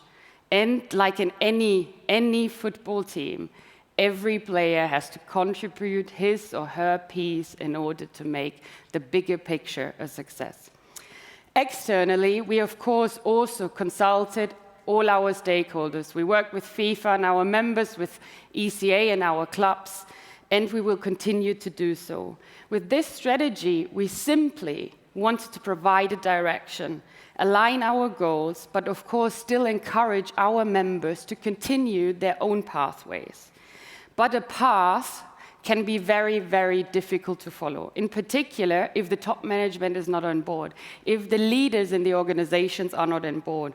And this is probably another relevant aspect within an efficient way of governing women's football. Securing their buy-in, bringing women's football on the top of the agenda is absolutely crucial. And if I give you just our process as an example, we involved our president, our GS, all of our directors from the very first day on. We've consulted with various committees. We went to the UEFA Executive Committee. We went to the Finance Committee to also secure a necessary budget for this project. And I believe it's only fair to say that my 2 deputy general secretaries know this strategy probably better than I do. With this approach, and by planning for the long term, women's football can improve the way it's governed. Planning is always the first way to professionalize a system, to continuously reflect on the actions taken the second. Ladies and gentlemen, this is how we govern women's football at UEFA through our women's football strategy.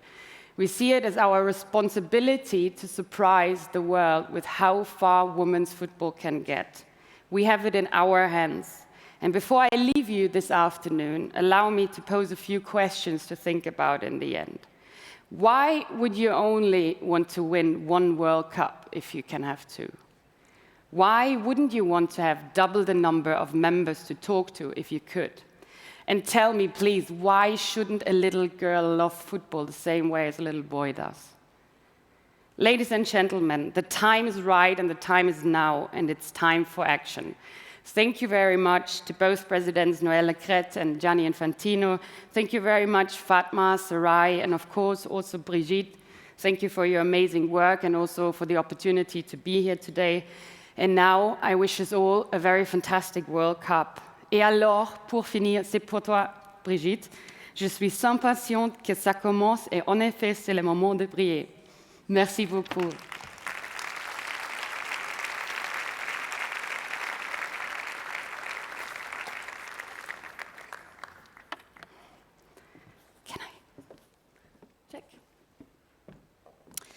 Thank you so much, Nadine. Thank you to UEFA as well. There's some big targets there, big goals when it comes to their women's football strategy.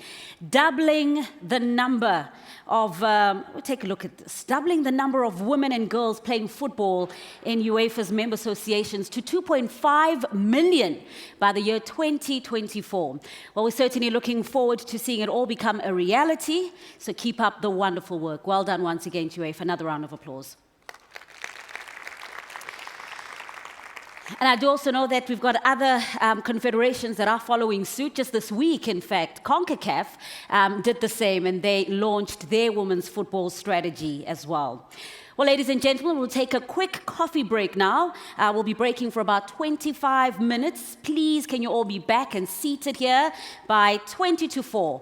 And we'll be getting ready for our final panel session of the day.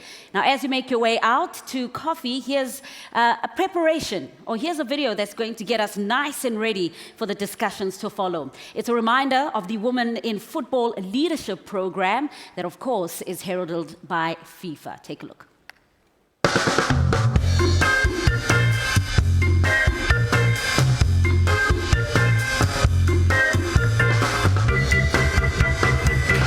We are here this weekend together with UEFA to celebrate the success stories of more than 150 women that have passed through the UEFA and FIFA courses in leadership.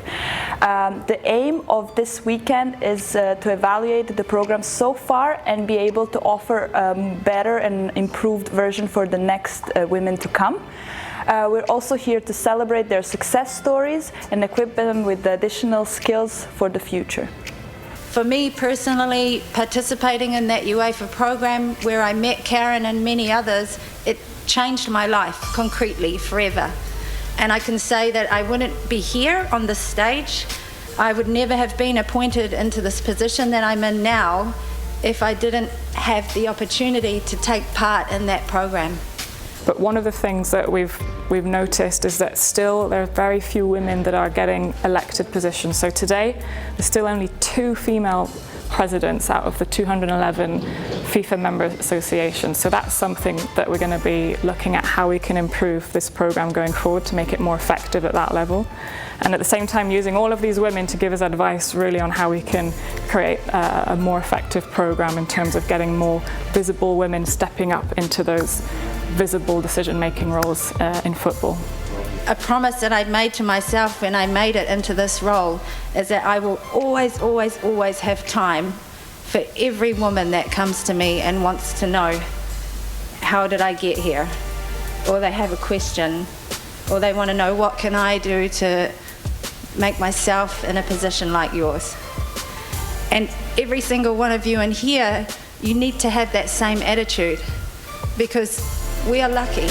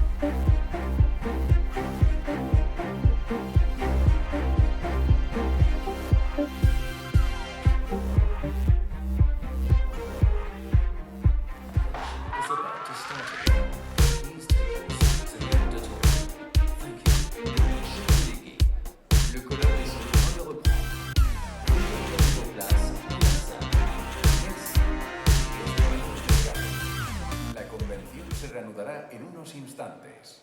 Les rogamos que tomen asiento en el auditorio. Gracias por su atención.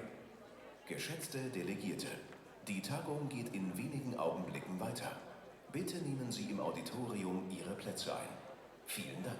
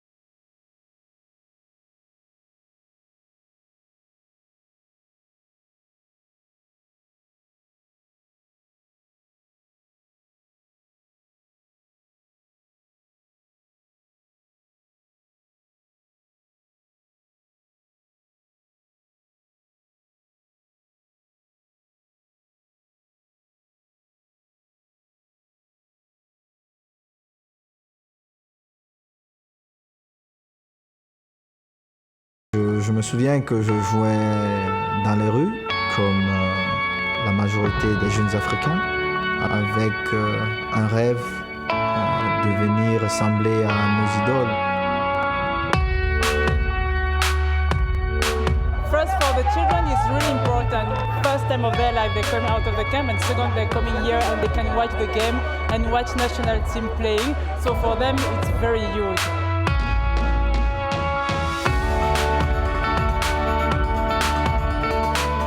I really appreciate to have this match because we are referee and we live for the football. So it was a big honor for me to have this match tonight. Yeah.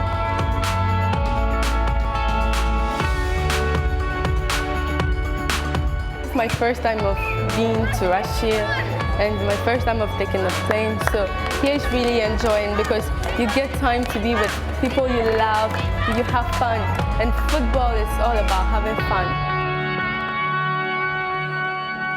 You can use the power of football to inspire in so many ways.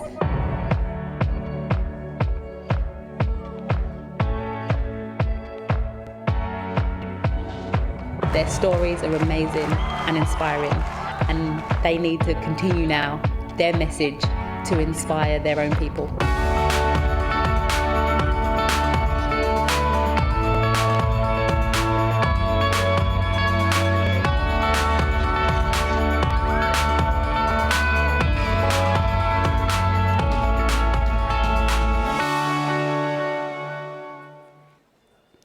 Welcome back, ladies and gentlemen. We are getting ready for our final panel discussion. That's a little bit later on.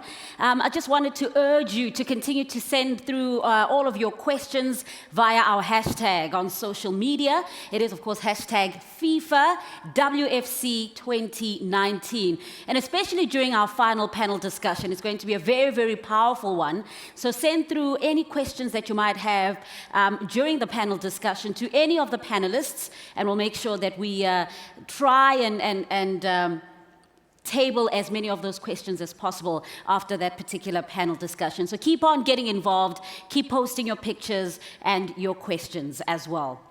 So as we get ready for that very engaging discussion a little bit later on, it's time for us to explore the importance of education and empowering the future generation. Our next speaker is using the power of football to educate and to impact social change. She's the Executive Director of the Horn of Africa Development Initiative, or HODI. Please welcome Fatuma Abdulkadir Adan.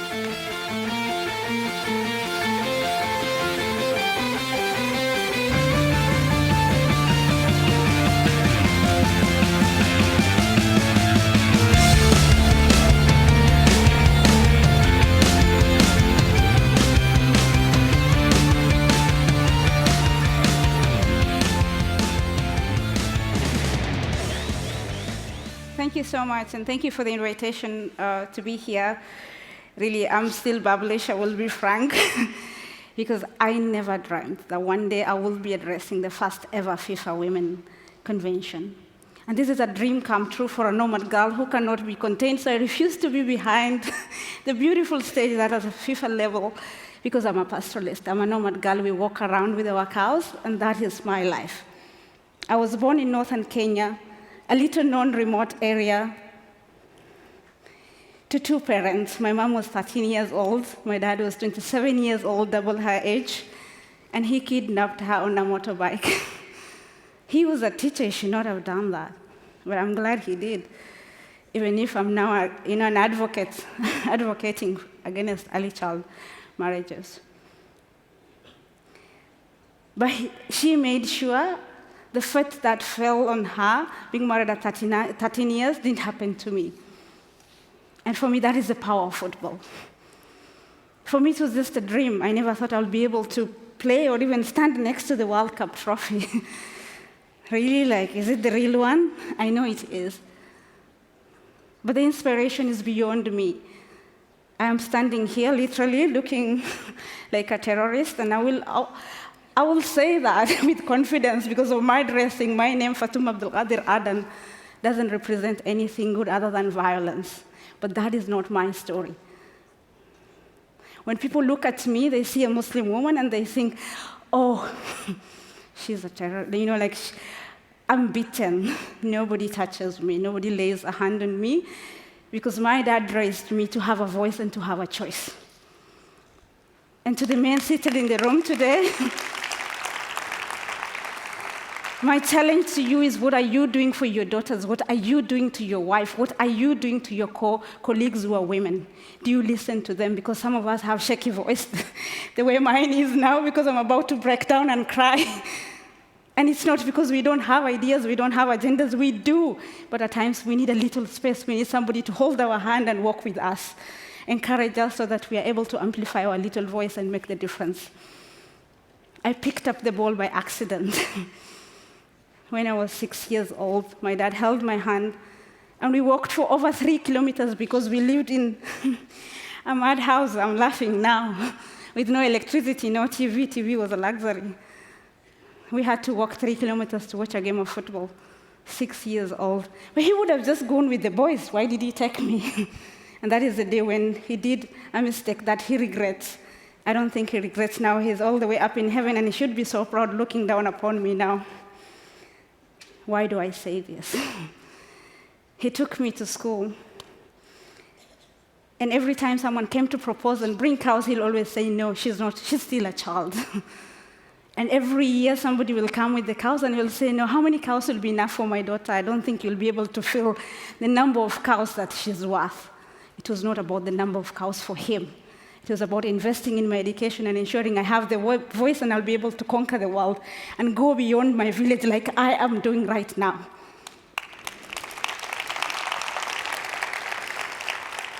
And while I speak, I know I speak for so many of us inside here, because today the inequalities are so real, but we are so good at literally, flipping and keeping everything under the carpets because I'm not allowed to say some things. Excuse me, you cannot gag me.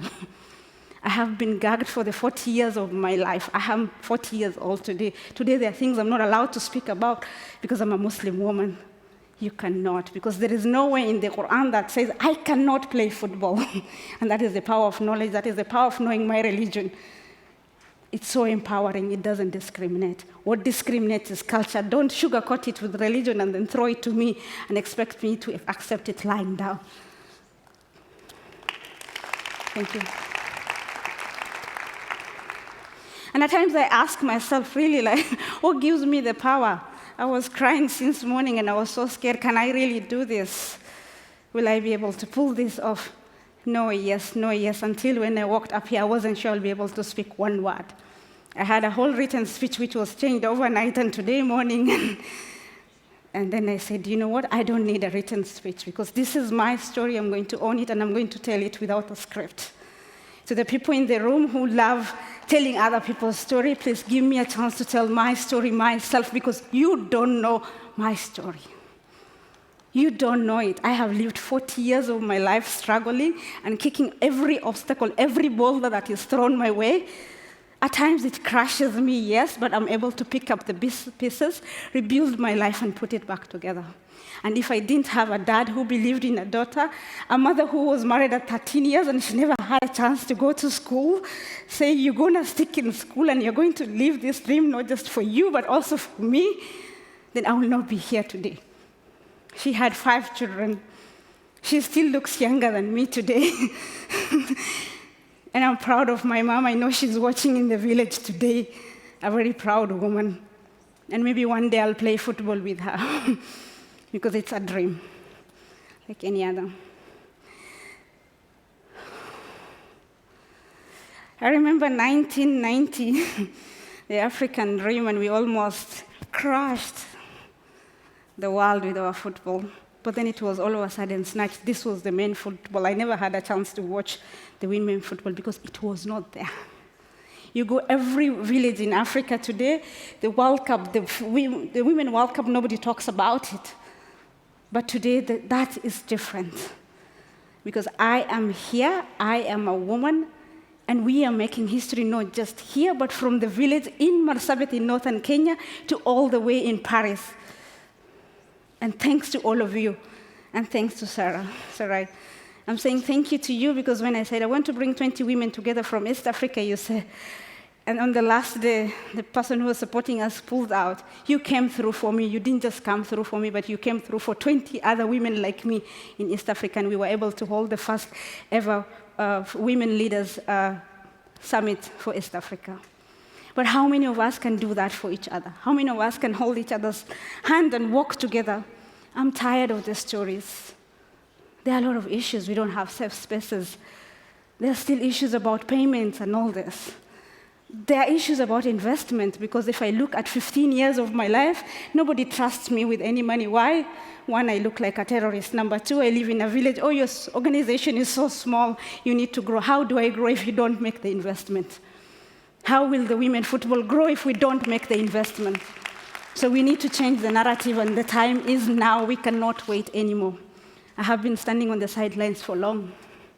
Hello, FIFA president. I don't know if he's in the room, but I said when I'm 40 years, I'm not going to run for the local elections. No, that is just too low for me. I'm not going to run for member of parliament. No, Kenya is too small for me.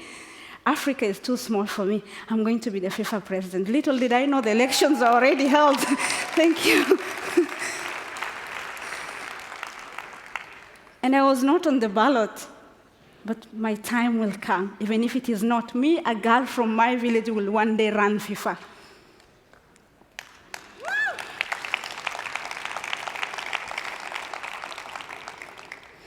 Today, as I stand here, I run an organization called Hodi Horn of Africa Development Initiative. I started it 15 years ago. I dropped my legal practice and picked up the ball. Everybody said, "What is wrong with you? How dare you?" This was my dad, because for him, being an advocate was the best thing that will happen to me. But I had a passion. I just wanted to kick the ball. Yes, it was good to be an advocate. This was my other dream. But my first dream was to play football, but there was no space. And I'm just a girl dressed the way I'm dressed. I'm not supposed to lift my leg because I'll break my virginity. And these are things I'm not supposed to say, but I'm going to say them because someone has to say them. Because lifting my leg and kicking the ball does not break my virginity until I sleep with someone. Sorry. I hope it's a safe enough space to say this, because some things have to be said the way they are. And I have journeyed like every time, and I want to hang my boots because nobody cares. It's been a lonely journey. But look at the room today, it's full of people. We are talking about women football. I have to pinch myself to really ask, is it real? Because it looks like a dream to me. But thank you so much for taking your time and being here, because I almost ran away. I was like, should I? Maybe the other important things to do. No, I was just scared to take this space. But I said, if I don't do it, then who will? If not now, then when? And I'm looking at the next 4 years. And for me, it is not a train. For me, it's a flight. And it's no longer on the runway. We have already taken off. If you're not on board, I'm sorry, you've lost an opportunity. The next 4 years is for us to scale. We're not going to stand in one place, and that is why I chose not to be behind that thing that will hide my face. It will hide my height. It will hide the baby in my tummy, who is 5 months old.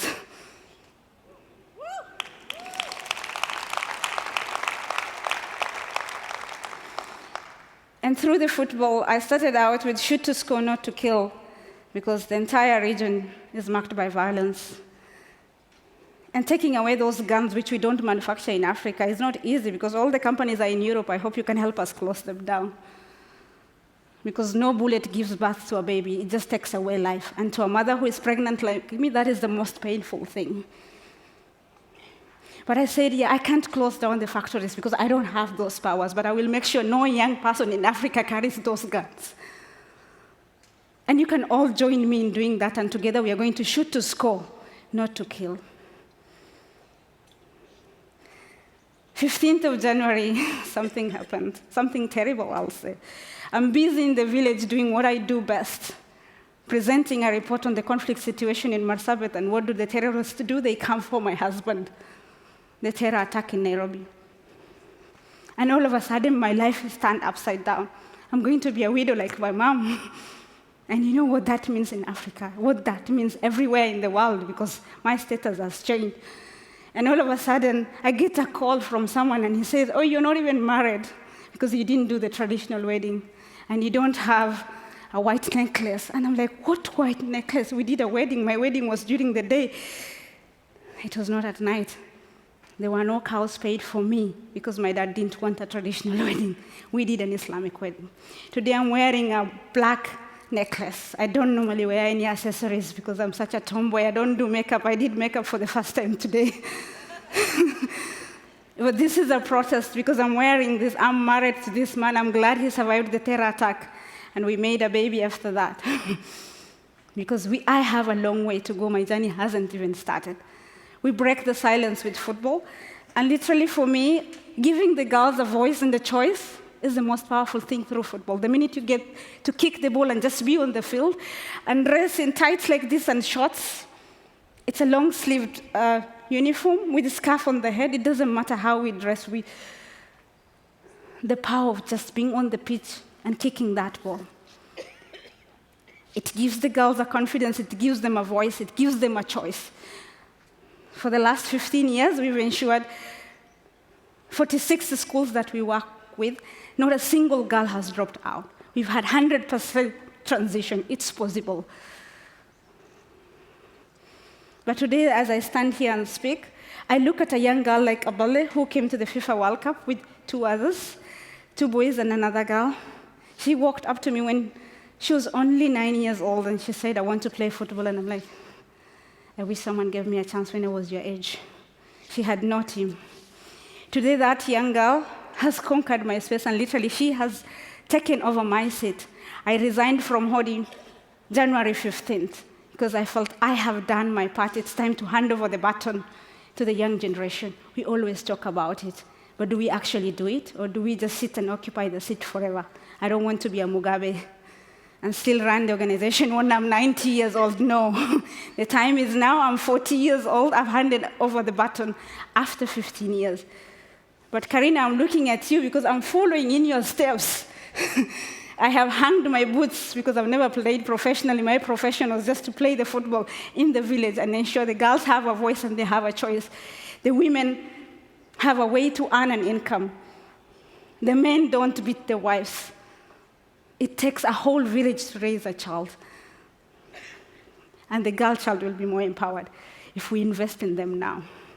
To each one of you in the room now, you can do something. Hold my hand and walk with me, because I feel shattered. I feel like a pot which has just been dropped and it has cracked into pieces after the terror attack in Nairobi. I almost lost my husband. I have 2 young kids, one who is, Hamad is 7 years old, Hamida is 5 years old. I have a husband who literally had to hide under the table to survive the terror attack. This has changed my focus completely.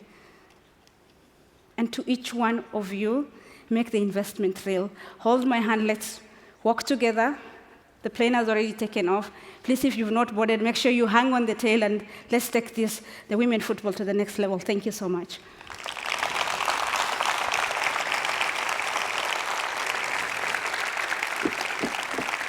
I still had it. Thank you so much. Thank you.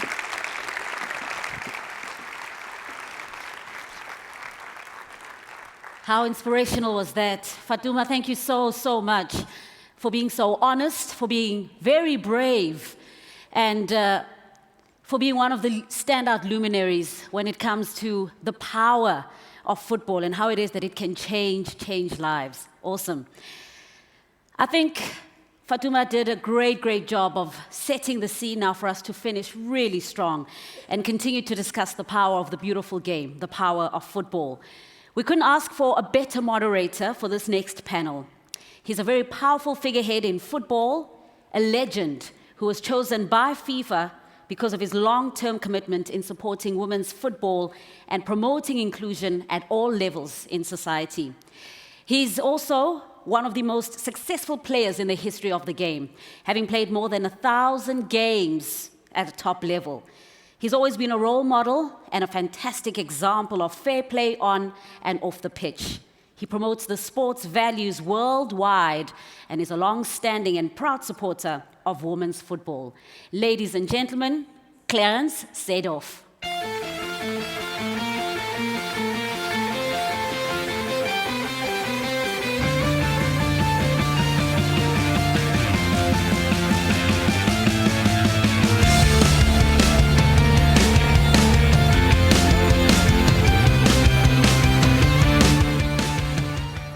Hello, good afternoon. Good afternoon. Thank you. Hello, Amanda. All good? I can sit down. Well, I think the day has been quite long, so we're going to move forward. The time is already ticking. So, Carol, thank you for the introduction. I'm a big supporter. I don't have to say more than that. I'm a big supporter of women's football, the movement, and what it can mean, the translation of these values of women's football in society as well. Therefore, I want to thank, obviously, FIFA to give me the opportunity to be part of this as a man, representing all the men supporting this movement, which is very important. And of course, I want to thank all the people here who have shown interest. I've heard that there are more than expected, so that's all good. We're going to move forward, and to help me with this topic, to talk about details of experiences, it's my great pleasure to invite you to listen to the panelists. And the first panelist is our former Olympian. She is the CEO of the local organization committee of Jordan for the FIFA World Cup in U17 in 2016. Now sits on the executive board at the Jordanian Football Association. So please welcome Samar Nassar.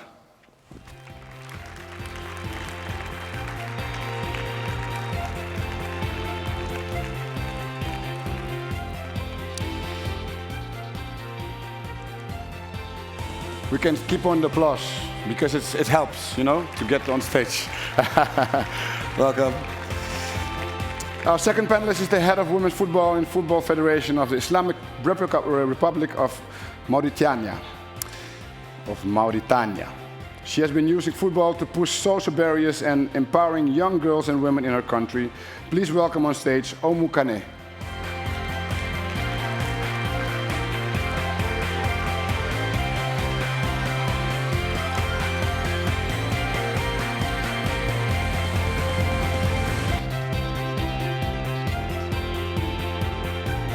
Lovely, welcome. Welcome, have a seat. Welcome.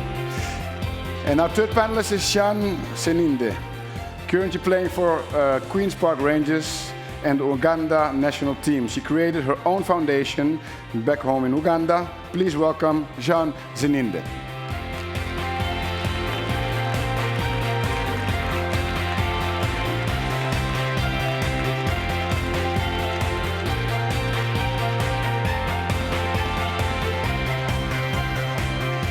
Welcome. Welcome, welcome, welcome. Please have a seat.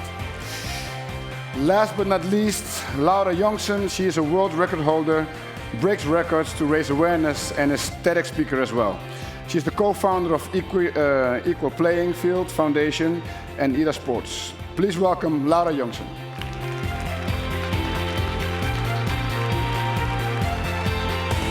Hello. Please. Have a seat. Okay, so thank you, ladies. You've all really remarkable profiles, which we're going to enter a bit more in detail with your experiences, etc. It's a great honor for me to be speaking with you, to have this conversation, and discuss a little bit about the power of sport, the power of football, to make a change in society. Before we start, if you would have any questions, just use the hashtag FIFA WFC 2019. So at the end, yes, Amanda will make sure that we can have one of those questions come through. Samar, you were in charge of the organization of World Cup in Jordan. Can you tell us about the impact that the tournament had on the local women and girls? Yes, of course. It's a pleasure to be here today, Clarence. The Under-17 Women's World Cup in Jordan was much more than an international FIFA women's tournament for us. It did raise the caliber of women football in the region, but it was envisioned by His Royal Highness Prince Ali, the president of the Jordan Football Federation, as a platform for empowerment, using the amazing power of football to create a social legacy for Jordan and the region. It was an opportunity for us to leverage the World Cup and build for the future of the sports and upgrade our facilities to international standards, providing safe grounds for current and future generations of footballers. It was also an opportunity to elevate the women's game from the grassroots all the way to elite sports, catapulting the game's progression and giving the chance for women to truly shine and transcend cultural limitations. And of course, at the core of our mission was to build capacities and help women to grow into leadership positions. As CEO of the World Cup, we assembled a team that was predominantly women. Yes, we were biased towards women. We had 75% female staff. And all senior management positions were occupied by women. giving them that opportunity to gain industry-specific know-how and to prove their abilities on world stage. And I'm so happy sitting here today knowing that 3 or 4 of the women that were working on the under-17s are here at the FIFA Women's World Cup. Also, for the first time in Jordan, we had senior architects and engineers that are working on infrastructural development, were women, paramedics and doctors, and even security forces. We had more than 300 female security forces working on the World Cup, which was a first for us. Of course, most importantly, is if you want to leave a social legacy, you need the buy-in and the commitment of the community. And all the projects we initiated, the 3 years leading up to the World Cup, were community-centered and community-focused. And we had to partner with international organizations to ensure sustainability after the Games. For example, we collaborated with the Ministry of Education, the Norwegian FA, and some of the Nordic FAs to deliver training programs for PE teachers at public schools. We also initiated a public school tournament that's running till this day. We partnered with the AFDP, UEFA, USAID, and other organizations to start football programs for refugees in Jordan. And when I visited one of these camps, I got a chance really to meet an inspiring young lady. Her name was Shaima. And to this day, I really still remember that moment. Shaima has piercing eyes, and when you speak to her, they question you about her determination and her will to overcome the harsh reality she is living. And it's really heartwarming when you hear her talk about her hopes and aspirations and how football has opened new horizons for her and for other girls in the camp. What is her hope? What is she dreaming of? Well, she's dreaming to leave the harsh reality she is living in. We in Jordan have 1.5 Syrian refugees, many of them still living in mobile homes. I'm sure she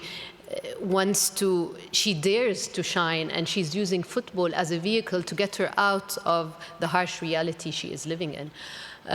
We also used the football as well, the tournament and the hype of the tournament, to launch a social corporate responsibility project, getting the private sector involved. And we got around 35,000 youth to attend the opening ceremony and the events of the Under-17 Women's World Cup. And their presence there was very important. There were families, men, women, people from all walks of life coming to the stadium to support our women in their quest for recognition. And these girls out there, when they're on the pitch, and Karina said that, somebody said that today, they're not just playing for themselves or for their country, they're playing for all the women out there, pushing the boundaries and changing misconceptions about gender abilities and gender stereotypes. Well, I can understand you have a lot more to tell. And no, it's wonderful. This movement, of course, is important in all parts of the world. I compliment you on what you have done until now, and hope that things will continue to improve for all. Omu, listening to what Samad just said, can you relate to any of these experiences? Thank you so much. I'm very glad to be here today because it's a great experience for me and to represent my country. And Mauritania is a country that it's part of Arabic side and African side. So we have this two role playing. And football was a game that I see it's more than playing and winning. Before to be part of the federation, I never imagined that I will work in the world of football. Human rights fighting and fighting for women's rights.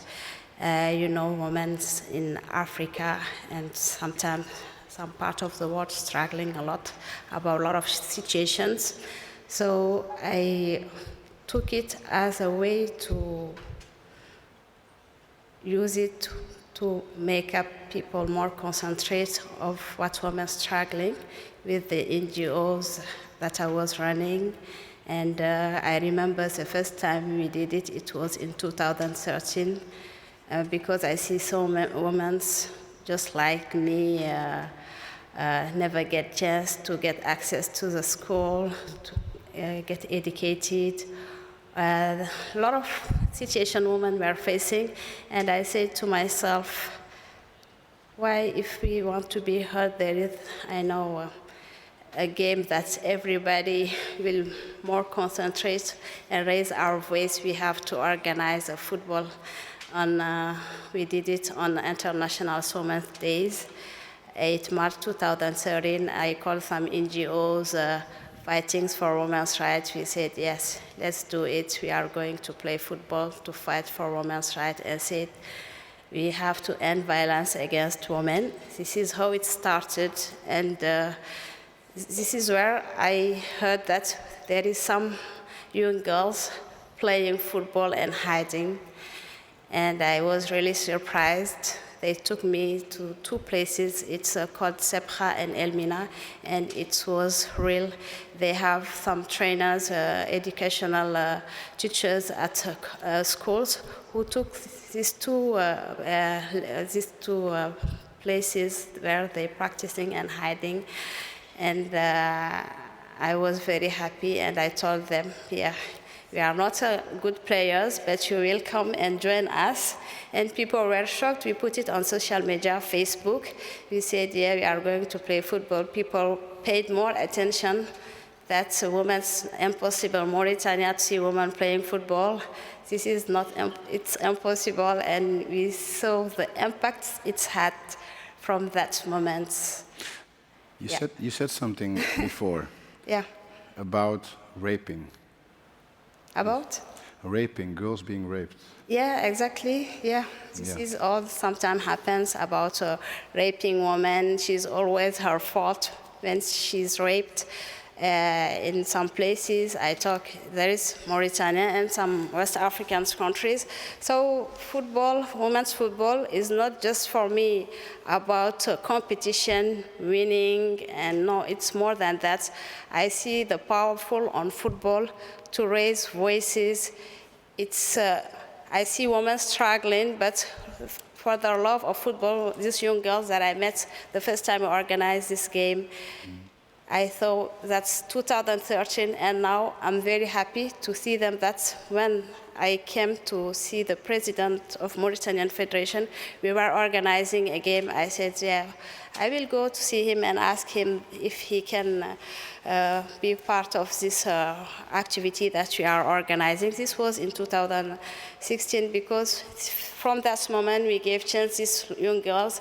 People discover them, and every International Women's Day, wherever we're practicing, celebrating activity to raise women's voice, we used to organize football. From there started people getting used to that. And when I come to the Federation of Mauritanian Football, I just understood if we might want to make it real, to organize competition, I have to take this where we started to make it real. And I just loved when I arrived the program that they had. I said, this will be very good. I saw the program of FIFA called Festival Live Your Goal.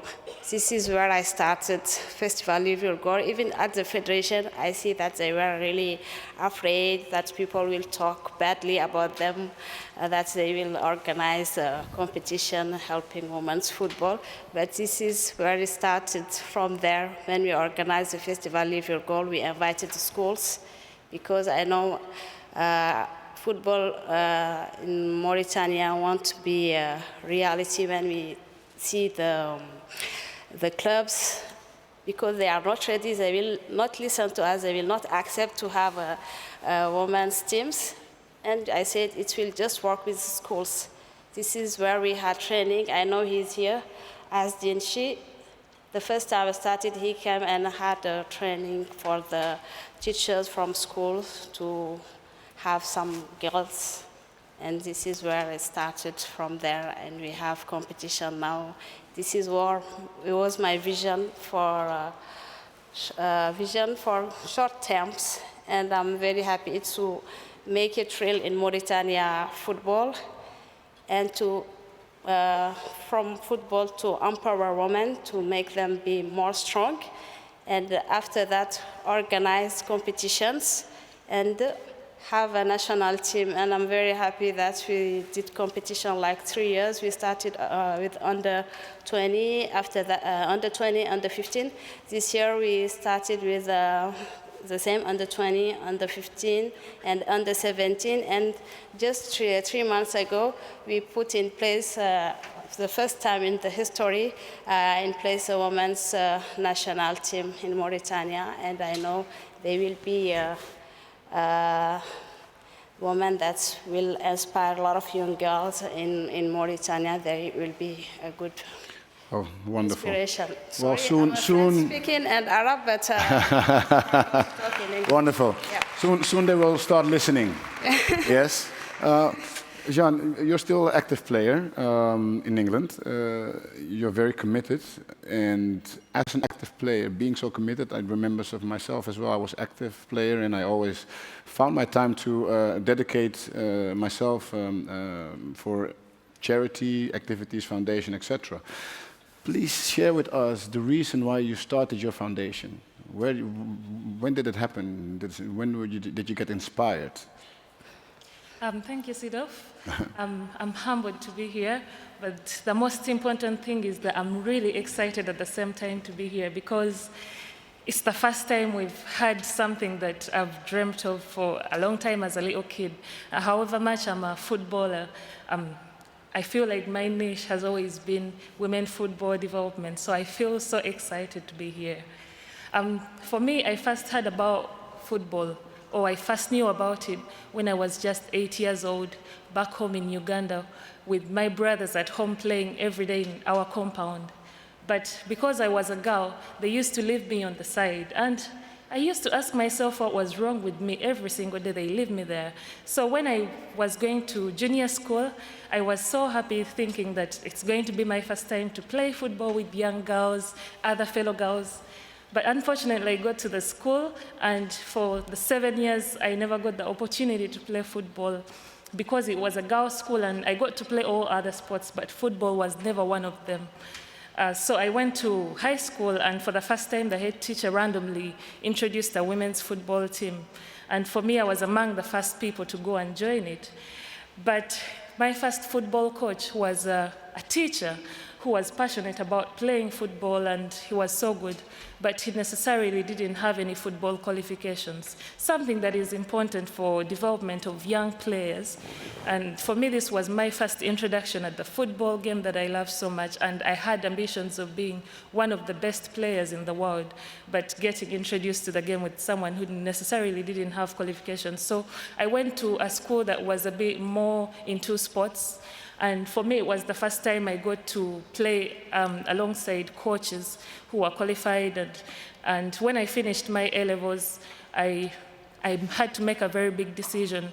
And I was just 17 years old by that time to decide if to go for an opportunity in the UK for a football trial that I had got then, or to stay in Uganda and continue with my education, human resource management degree that I had been offered then.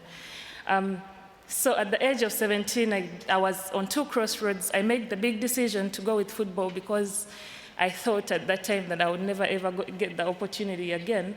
And there I was at the age of 17. I left everything I knew back home in Uganda. I left my family, I left my friends. I had never even traveled before. I had never got on a plane. So I went to England, and I started, when I got to England, I was so impressed by what I was seeing. For the first time, I was seeing incredible things about women's football. I mean, now it's bigger than it was then. But for me, I was a young black African girl from Uganda. It's something that I had never seen before. So for me, that inspired me to start the Seninde Foundation back home in Uganda. That is really wonderful. And when you started the foundation with all the work you need to put in, organization set up, people getting involved, What was your goal? What is the purpose of your foundation? What are you doing day by day? So with the Seninde Foundation, we aim to inspire young girls in communities to play football, but also to empower them through education and non-formal skills training. And that's one of our main goals, among other goals.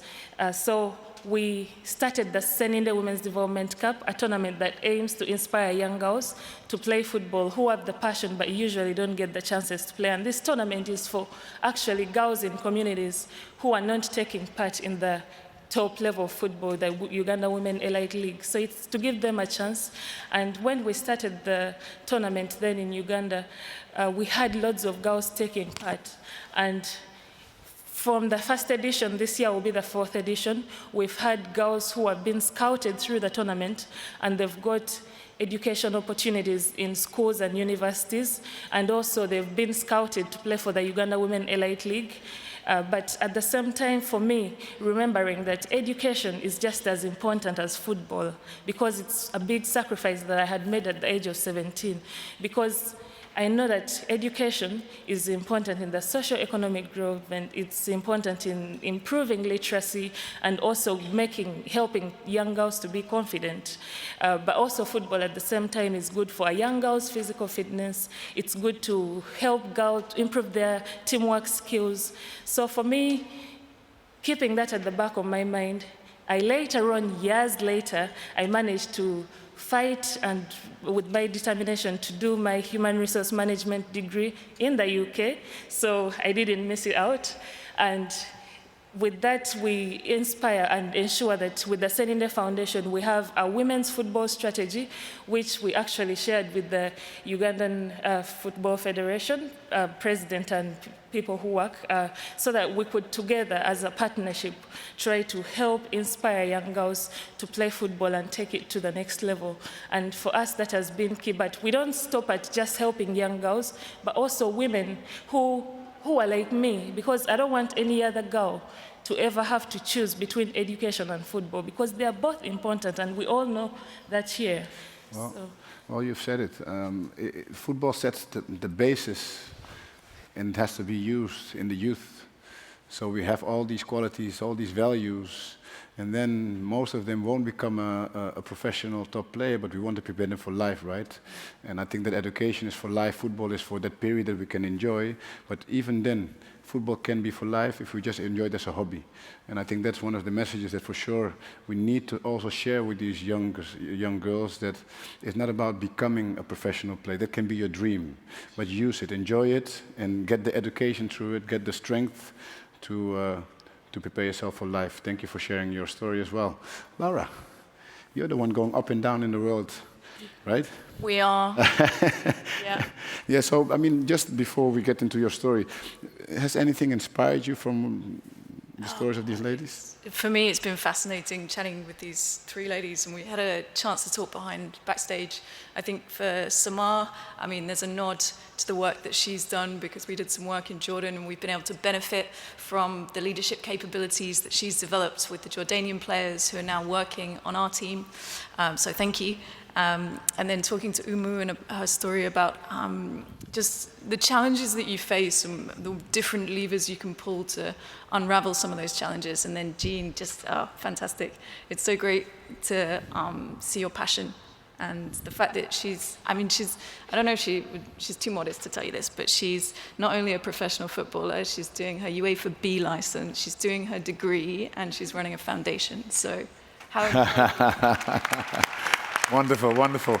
Well, and about yourself, I mean, I'm really ready to listen to what you have been doing to create awareness around the world, and to, you know, have this impact and improve the lives of girls and women. Tell us, please, about the details and your strength and energy and what you're putting in it. So it's quite a curious story, and it starts, I'm here actually representing all the amateurs in the room, so I've never been a professional footballer. I just love the game, so I get a lot of joy from playing, and like you were saying, it'd be great to have, to inspire this lifelong joy of the game, whatever level you play.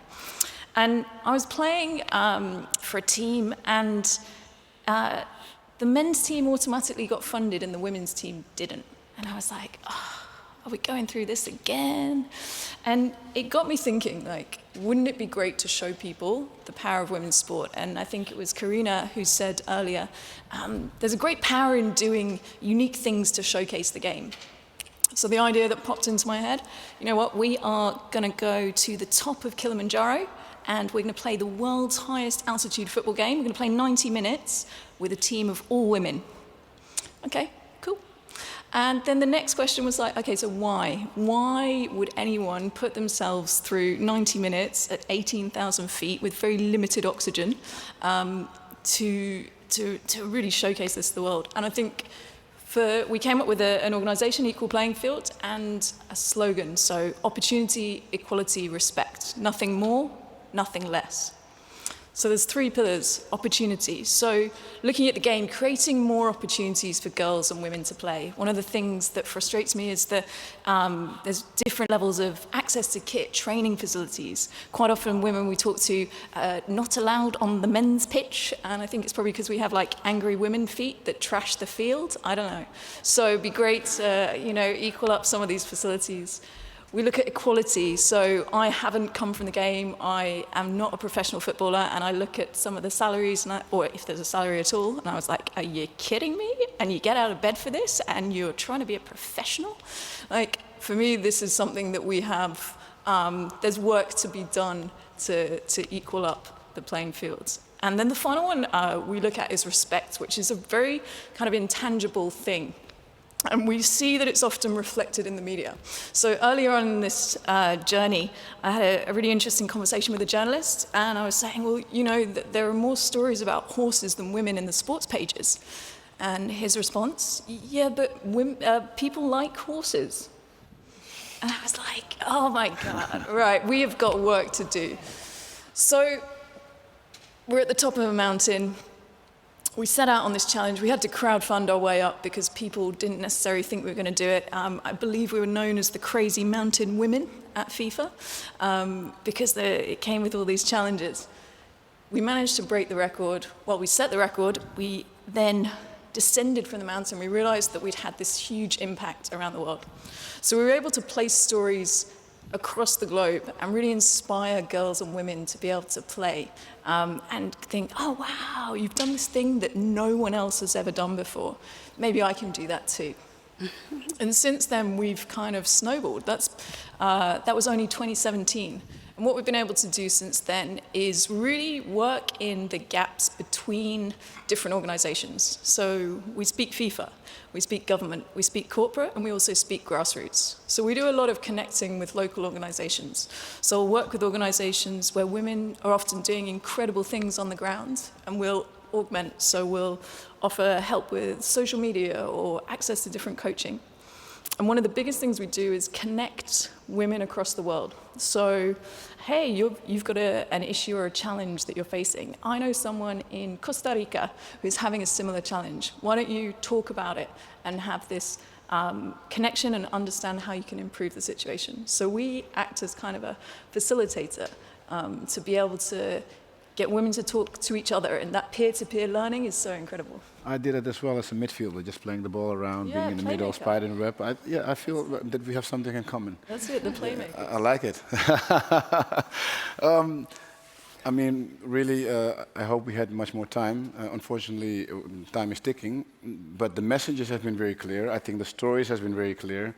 We have a house full of leaders here, and at the end, to make things happen, the leaders need to take action, make decisions, listen to these stories, and go in the direction that everybody wants and knows is correct. Do the right thing. If you would have one message or advice to the leaders here in the room, what would that be? That one message. Sama, please. I think what women need more than empowerment is opportunity. So let's give them that opportunity and dare them to shine. Good.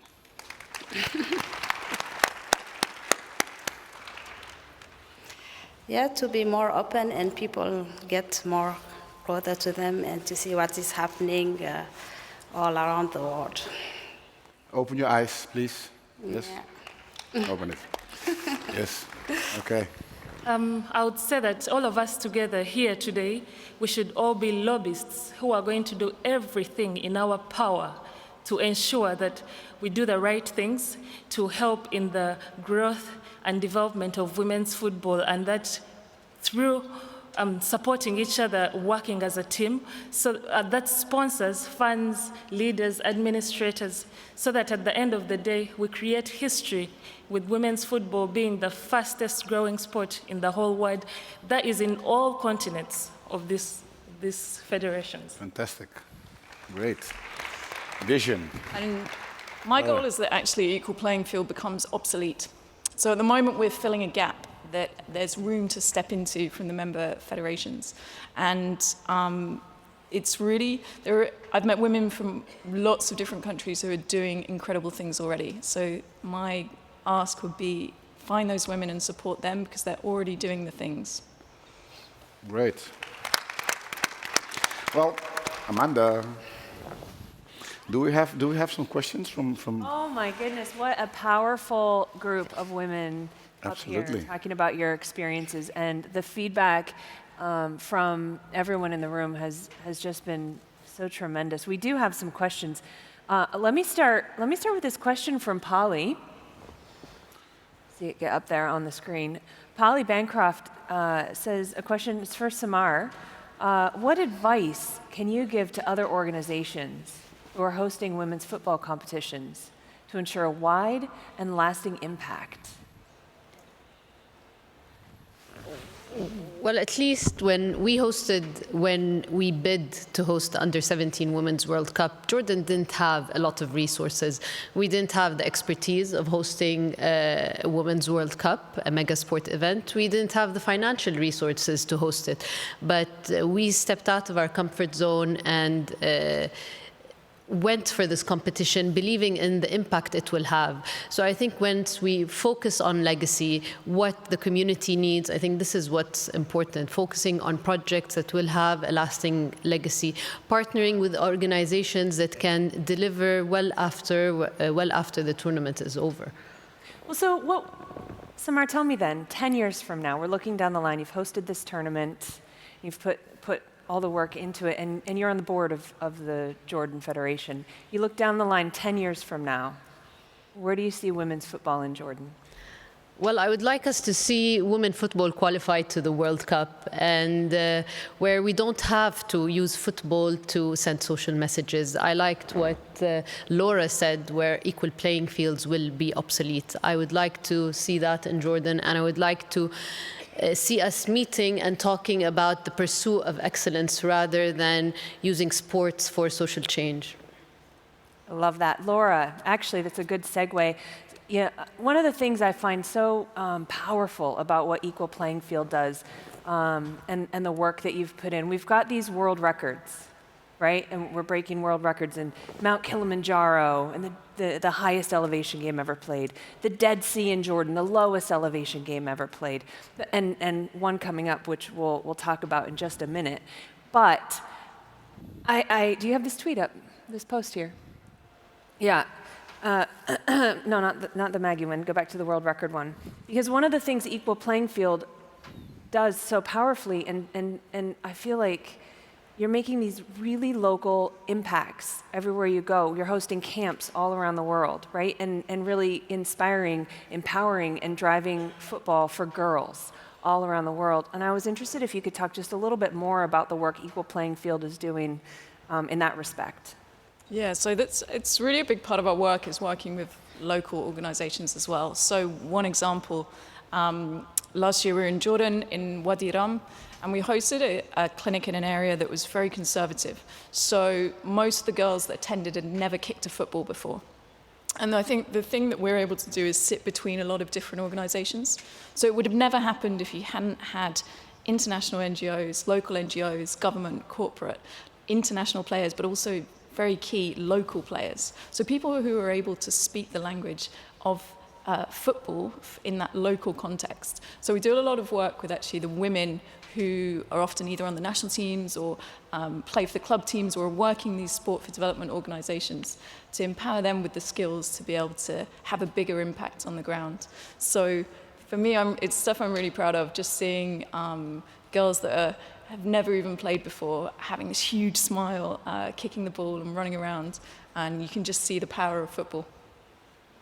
We have another member of Equal Playing Field here in the room with us, Maggie Murphy, who's standing with Ben on the floor. I want to read this tweet to you all really fast before we get down there. Maggie says, she quoted earlier, "It's not just about words. We need to invest in women's football." And I just thought that was such a powerful quote you pulled from that panel earlier. But we've got Ben down on the floor with Maggie. Take it away.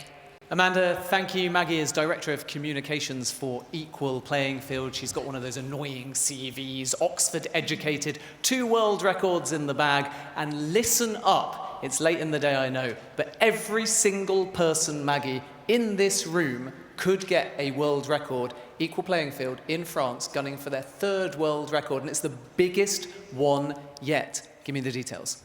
Well, so obviously Laura's talked about a group of intrepid women that got together for the highest altitude. We brought it out a little bit bigger to Jordan last year. But then I look around this room and there are so many people from so many countries and so many backgrounds. And we're so fortunate to have the World Cup come up when we'll have these elite players on our screens for a short moment. But we thought, well, everyone's a part of this. Women's football is global, is diverse, is incredible because you do have elite players, you have grassroots players, you have all religions, ethnicities, the rest. So we're going to try to break the Guinness World Record for the biggest game ever. But to do that, we actually need every single person in this room to come to Lyon at the end of June, June 27 to July 1st. If you have a couple of hours, we are looking for 3,000 players to come and join this game. So 11 aside, roll on, roll off. Come and join us. equalplayingfield.com, you'll find the details. And that means you can also walk away with the Guinness World Record at the end of it. Well, hang on a minute. Let's just get these numbers down from 3,000 to at least, say, 2,980 odd. Who here in this room would like to come and break a world record? Put your hands up, particularly people from federations. Maybe you can find players. Look at this. We've practically already broken the world record. So see Maggie afterwards if you are interested in that. And it's for men and for women, I understand. And why is it important, Maggie, to break these world records? What does it do at grassroots level? Is the whole aim, I suppose anyway, to normalise young girls playing sport? Absolutely. I think at the moment what we see from today, from these incredible panels, is how incredible and strong women are in order to play football, in order to realise their dreams. But in my life, when I think about it, I want it to be as normal to see a bunch of girls playing football in the park as it is today to see boys playing in the park. I want it to be unexceptional for women to play football. So by doing this Guinness World Record to show how many countries and how many people are out there playing football despite the challenges, we're hoping that we get rid of those challenges further on. One last thing, if you, Guinness World Records actually just told us the other day that we could possibly be eligible for 2 Guinness World Records.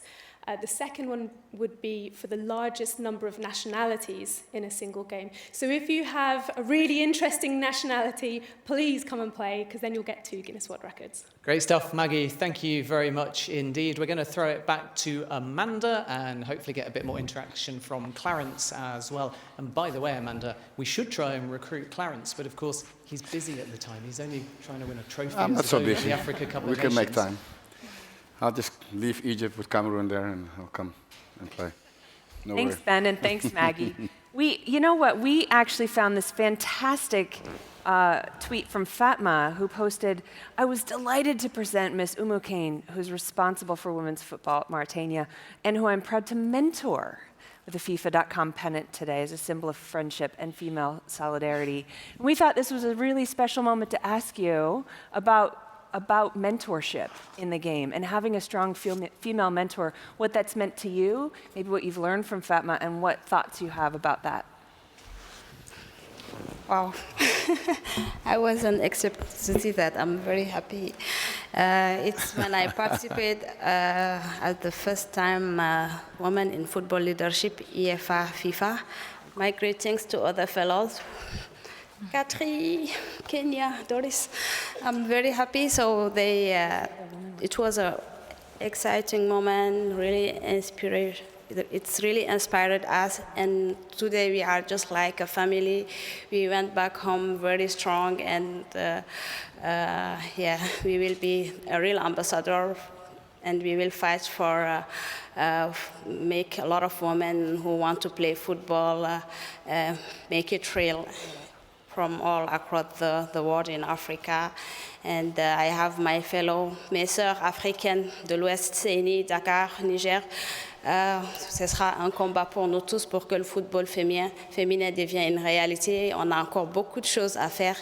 And I'm very happy that when they asked us, you have to choose a mentor, I said, I have one woman that really inspired me. She's close to us, Senegal. We share some culture and value, and I was always following her, Fatma Samoura. And I said, yeah, I know she's very busy, but I will dare and say that I want her to be my mentor. I just dared, and I said I will ask. If she accepts, it's going to be fantastic, but I will write her name because this is what I want, this is what I'm feeling, and this is it. And I was very happy. It was a big surprise when she accepted. My president know about that, the general secretary, and I get an email and said, congratulations, Fatma Samoura accepted to be your mentor. I was very, very, very happy that she accepted. Another dream come true. Yeah, a dream come true. We need to dream. Yeah. We need to continue to dream. When you have something, don't be afraid. And she's very fantastic and inspiration woman. When she came to Mauritania, we had our moment together. We spoke. She was very simple, open-minded woman. She gave me a lot of advices. We went together because she came. We have a project that we are very happy, Mauritania, School for Project. We are the first country who's going to pilot this, and we went together to see PAM, International United Nations Program Food. We called people from UNICEF. We went to see the Minister of Youth and Sports together, all with her car. I was very happy and delighted to thank you. Get Thank this you. moment. Thank you. And thank you for this wonderful and amazing program, EFA FIFA. Yeah. Thank you so much. Thank you so much for the story. I think we have still another question here. We have one more, but I do want to make a comment about Sarai's opening speech. If you guys remember when she opened the day, she said one of the things when she took this job was that she would always make time. She would always make time for the other woman who wanted to ask her how she got to where she was or what she was doing. And the power when we grab each other's hands and walk forward, I think, is something really special. So thank you for sharing that. Jean, you have been unbelievable on Twitter today. And unbelievable in general. You posted this tweet here. Absolutely hard to put into words. History has been created today. Dreamt of this day since childhood, where girls and women will get special days like today. What inspired you to post that, and what do you think the impact and the legacy of today, this event, this coming together, where do you think it will take us? For me, what inspired me for that tweet is because earlier today I was sharing that link for everyone to watch in certain WhatsApp groups, and one person commented that, oh, but everyone is telling their story. But then I said, everyone is telling their story, but in actual sense, it's not about our stories. It's for everyone to pick something from that story and use it to inspire a generation. Because for me, as a little girl, I wanted to play football, and I didn't get the opportunities to get the right coaching from a young age. So how am I going to compete with people who have been training since 8 years old? Because nowadays, legends are the ones who have played in the World Cup and have played in AFCONs, but there are women who have actually played the game, but they haven't taken part in those big competitions because they simply didn't have the opportunities. So for me, remembering those days when I was a little girl inspired me to write that, because I won't say that I'm the greatest at playing football, because I haven't played in a World Cup, I haven't played in any major tournament, but I created my niche, which is to inspire young girls, not just in Uganda, but in Africa, and young girls around the world, because we all have the same dream, but we need people to hear us. And sometimes people don't get anybody to hear them, so that is one reason why I wrote that tweet. Great, thank you. All yours, Clarence. Thank you. Stage is mine. Just for a minute. I want to thank, first of all of you. Wonderful to be speaking with you in the back. We're going to do that more later. I've been always inspired by this movement and the fact that I'm here supporting and will continue to support. I have 3 girls myself out of 4. That makes it even more easier to understand their difficulties as well. What I do believe is that it's time to support each other really. It's not about women against men. It's about creating a better society. It's about joining forces. It's about giving each other that opportunity, not going around with those glasses that are seeing women, colors, and all kinds of stuff. We just need to help each other, support each other, and who is deserving something, we give them the opportunity. I have been listening very closely to these stories, but also other stories around the globe that is happening. And there's so many good people working on projects, using football, using sports in general. And I come back to the leaders. It's time to make this movement even bigger and faster, which is my mission, to make my contribution to a better world. And that is, I think this is the movement that is going to make a huge impact, and that's why I'm part of this. You need to always be part of a winning team. So I know this is a winning team. Thank you for everybody. Again, Samar, Umo, Jean, Laura, thank you so much. Thank you. Have a great day. Have a great tournament, great World Cup. Let's enjoy it and see you soon. Thank you so much. Thank you. Thank you. Shall we go? We go up here, I think. Carol, please. Please, it's your stage. On my way. Bye-bye. Thanks, Clarence. Another round of applause for that wonderful panel discussion and inspirational personalities. Clarence and his team have done a great job of making sure that we round off today's proceedings on a very inspirational and powerful note, and just talking about the possibilities from the dusty streets to really making such a big, big impact when it comes to women's football all over the world. I think today really has been extremely historic. It's been a watershed day for women's football, and a great way to get underway the inaugural FIFA Women's Football Convention, the very first. I'm sure that you've all enjoyed the conversations, you've all enjoyed today's event. And just to reflect on everything that we've discussed today, for the very last time, as we round off the proceedings, let's welcome back to the stage FIFA's Chief Women's Football Officer, Sarai, with the closing remarks.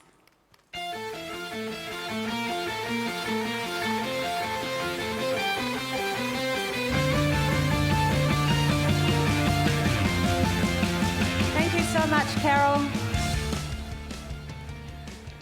I could not be more delighted with how this day went. It was honestly incredible, and I hope that you guys feel the same way. All the people that I've spoken to on the breaks and the speakers behind the stage, everyone has just been so positive about what we are doing here today, what is happening in women's football, what is going to be happening over the next month here in France with the FIFA Women's World Cup. It is such an amazing time, and I feel so inspired. Just absolutely incredible. Thank you again for coming. And if I can just quickly recap about what we've done today, just to remind you, although I'm sure that after what you've heard today, there's absolutely no way that you can forget some of the speeches and the speakers and the panelists that we've had. So we started the day with Develop and Grow, which is the first pillar of the FIFA Women's Football Strategy. So important for us in the current landscape of the women's game. We have the top 24 teams in the world that will be competing for this trophy this summer, this next month. But for many of us, this isn't a reality. We are a long way away from this. And develop and grow that first pillar is so important to get there. And we heard some incredible examples from Mexico, from the FA in England, from different countries and member associations around the world that are doing incredible programs that are going to get them there. And this is their dream. And what it shows you, what it shows every single one of the member associations here today, is that you don't have to invent something new. And I hope that you learned that from some incredible examples that you've seen here on this stage today. You don't have to invent something new. There are amazing things happening in women's football around the world. Alex took out that business card from her pocket when she moderated that panel. Exchange your business cards, get to know each other, learn from each other. That is what this type of forum is all about.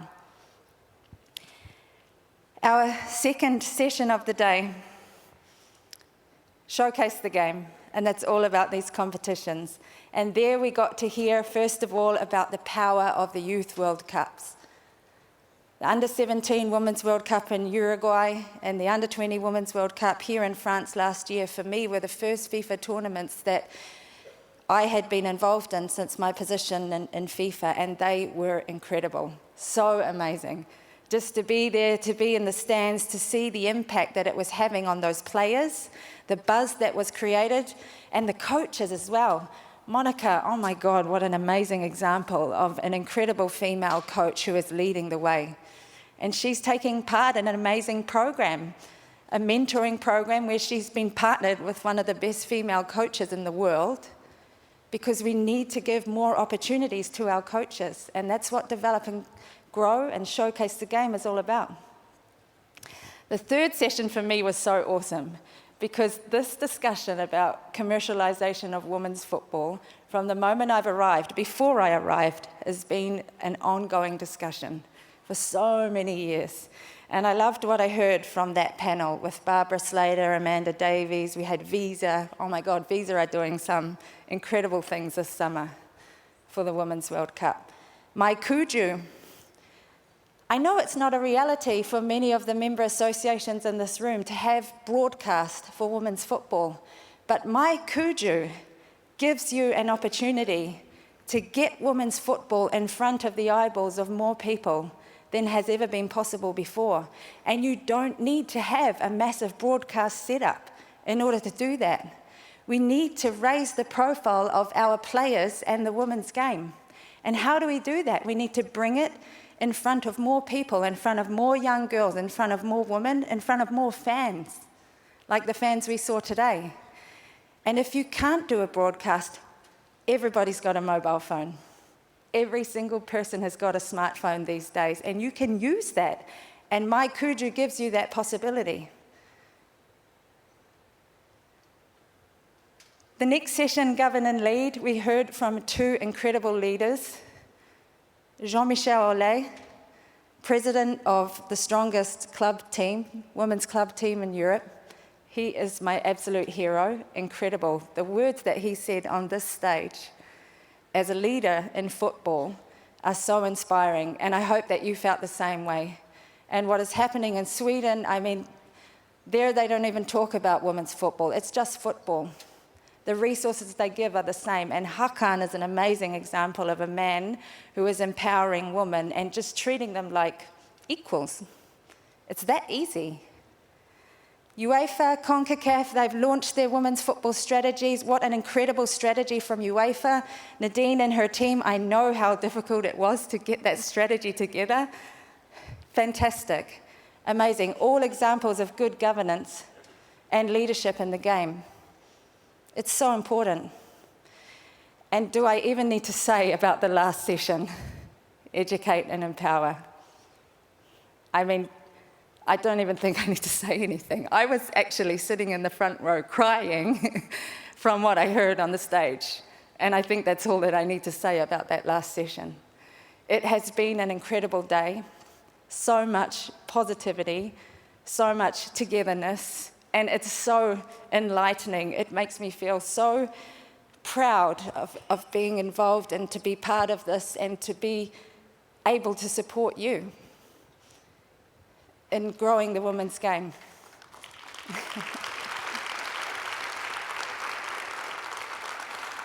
And it's not over yet. Tomorrow, we still have another day with some more incredibly powerful speakers.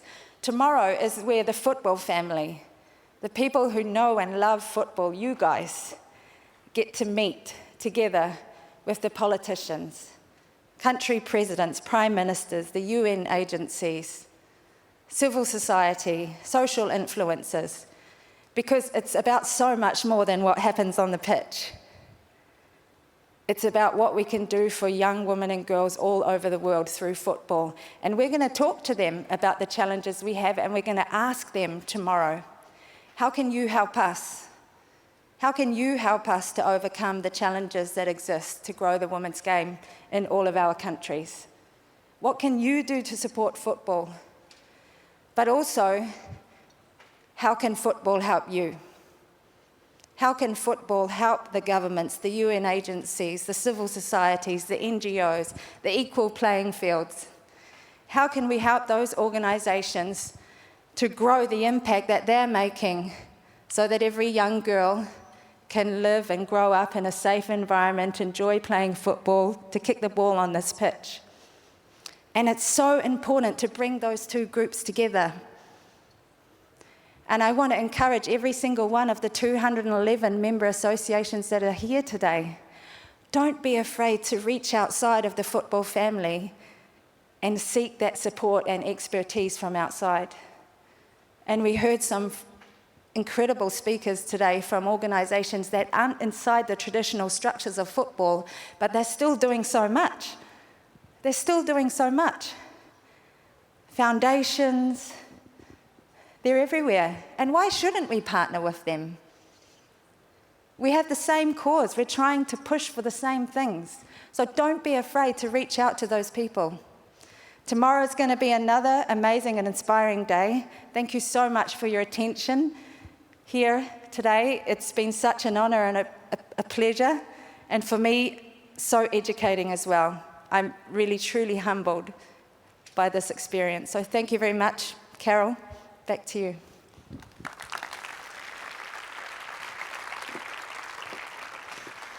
Thank you, Sarai. Well, we certainly agree. It's been an unbelievable day. I think all of us are going to leave here with big smiles on our faces, that spark, that energy, that passion reignited, and fully believing that one day we're going to celebrate women's football being where it rightly belongs. It's not the end, this is just the beginning, and as Sarai said, tomorrow we're going to reconvene once again. 9:30 a.m. is going to be the start, and continue the wonderful, wonderful discussions that form such a key cog of this, the very first FIFA Women's Football Convention 2019. As we bid you all adieu, we encourage you to continue to network. You can do that tonight via a wonderful barbecue, the official barbecue that's been put in place. We've got buses outside that will take you to the venue for dinner. And for those of you that want to retire early after such an exciting day, maybe to prepare for tomorrow, we've also got buses that will be taking you to your hotels. So there are signs that have been put on the buses. They're easily identifiable. Thank you all so much for being a part of this groundbreaking and historic day. We'll see you all tomorrow. Au revoir.